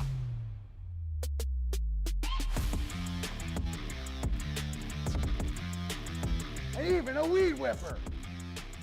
Whether you landscape for your job or landscape for fun, get all your equipment from Outdoor Equipment Co., the official equipment provider of Woodward Sports. Michigan grown, family owned. OutdoorEquipCo.com. Come to any Lady Jane's Haircuts for Men for an award-winning haircut experience from one of our talented stylists and register for a once-in-a-lifetime opportunity to win an all-expenses-paid suite for the 2024 NCAA tournament for you and 5 of your best buds. That's right, college basketball's most elite event. You and your 5 best friends just get to any Lady Jane's today for an award-winning haircut experience and automatically register to win the trip of your dreams. Lady Jane's Haircuts for Men, open 7 days a week. Walk in anytime. Lady Jane's, it's wicked awesome. Woodward Sports' own Tom Mazaway and Sam Stick Day will be hosting our Lions postgame show after every Lions game all season long. Tune into the Woodward Sports YouTube channel for his hot-off-the-press takes, game analysis, and Kool-Aid sipping celebrations. You won't want to miss it. Join Maz, Stick, and special guests each week immediately following every Lions game, exclusively on the WSN YouTube channel. Last week of the year for the Lions VIP tailgate feature with Long Drink and BullseyeEventGroup.com. Go to BullseyeEventGroup.com to get your tickets. The Lions' last home game of the year against the Minnesota Vikings in 3 weeks, I do believe it is, Maz. Oh, yeah. 3 Against weeks. the Vikings. There we go, against the Vikings. We don't know if it's a Saturday or a Sunday yet, though. Saturday or Sunday, we don't know. But we'll have all the information. All the information will be on there. It is an outstanding tailgate. You come down Eastern Market, Shed 5, you come on inside. It is a fun place. The food is good. The drinks are good. And also, Woodward Sports Network, we will be in attendance, hanging out and partying. And oh, Maz, the last game of the year, guess who's doing the pregame in Minnesota, baby? Is that you? It will be me. You and Jeff? So I will be with Jeff Freddie. We'll be downtown having a good time. So come check us out. It'll be fun. 2 weeks. BullseyeEventGroup.com. Hell yeah, Braylon. There you go. That's what's up. Very good. Me and I and Freddie, man. That's my guy. What's up. I love that. Hey, man. Hey, man. Hey, Pistons played last night. I was telling Maz earlier, in the office, it almost feels like if they're within 10 in the fourth quarter, that's a win. That's a win. It's a win. It's true. And I really mean, and I'm not trying to be cute. I'm not trying to be funny. Pistons lost by 6 last night. They played hard. I really like Jaden Ivey too. By the way, I think that can work. I don't know. He seems like a really good player. Cade, 43 for Cade. Cade's a really good player. I gave him an extra 3. But my goodness, that's just where we're at right now, man. I don't know what to say about this basketball team. Listen, the 2014 Sixers and the 2011 Cavaliers have 26 losses in a row. The Pistons now sit second behind them with 24. They just passed the old Charlotte Bobcats. And next up will be the Utah Jazz here on Thursday night. Kool-Aid, do me a favor. Shed some positivity on this Cade Cunningham 43-pointer. I mean, obviously the streak is still going in terms of losing games, but Cade having 43 last night, that's got to be major for this team and for Monty Williams to see. Yeah, I think it's the type of way that Cade Cunningham is going to have to play. Yeah. He's generally a lot less than selfish, likes to look for his teammates, especially early in games. But with this team, with this makeup right now, he just has to go out there and just be the man. That was the type of performance I wanted to see. He wasn't shot chucking. He shot like 60%. He had only like 3 turnovers on the whole game. Still found a way to get some assists.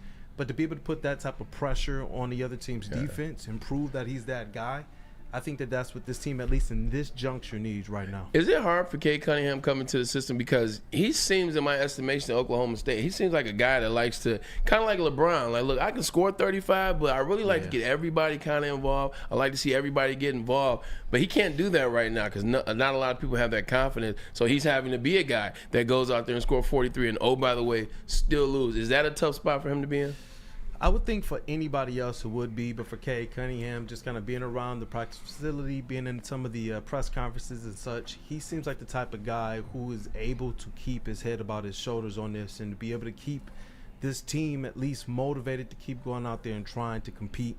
But you're right. He seems like one of those types of guys. I've covered this since he's entered the league, who likes to be able to facilitate. And I do believe that team construction, that team makeup around him, it just has to get a little bit better for him to be able to feel comfortable in that role yet again. But he does have the skills to go out there and do exactly what we saw him do against Hey, listen, this ends tomorrow. It does. It ends Thursday. It is. They're going to beat the Jazz on Thursday. They are. So they're going to get their win here in 2024, before 2023, before we flip the calendar to 2024. They're going to get the win on Thursday. So go online right now, get your tickets, and say you were there when they snapped their 24-game losing streak. Last thing I wanted to say just about the Pistons before Braylon, you close it out. I was thinking about this last night when I was watching the game. I want to publicly apologize to Dwayne Casey because I was so hard on that man last year. Phil Jackson, Red Auerbach, Chuck Daly, Phil Jackson. Insert name here. Pop. Nothing. Nobody could do anything with that team. Nobody could do anything with this team. So I wanted to publicly apologize to Dwayne Casey because it was not your fault. Nobody could do anything with this team. Period. End of story. Say a little prayer for Monty Williams, man. He's fine. He's fine. He's $78 million richer. Yeah, but he's not. But he ain't mentally fine. You want him to do well. So yeah. But to that, let me ask this question, and this is how we'll end the show. Los Angeles Lakers, they hang the first in-season title championship last night. Maz, where are you at with them hanging the in-season banner? I'm okay with it. You're okay with it? I would have hung one too if I won. Why not? I love it. Start the trend. Why Start not? the trend. Okay. I love it. Make it. If it matters to teams, it'll be bigger as it gets on. The fans like it. I really enjoyed the preseason. The fans dug it. It's like the Lions when they hung when the Lions hung the preseason championship way back when, right after that 2016 when they playoff participants. Yeah, playoff participants. That was a good one. Right. It was just they took those down, I think. The preseason ones were good, though. It's funny, like looking at the reaction of the Lakers yesterday, it seems like this was the NBA. Like, hey, look, this is what you guys are going to do for you. You're going to have to bite the bullet and take one for the team. Because they didn't seem happy. But, hey, look, they won it. That's all that matters. So, yeah. There you go. Kool-Aid, get us out of here, man.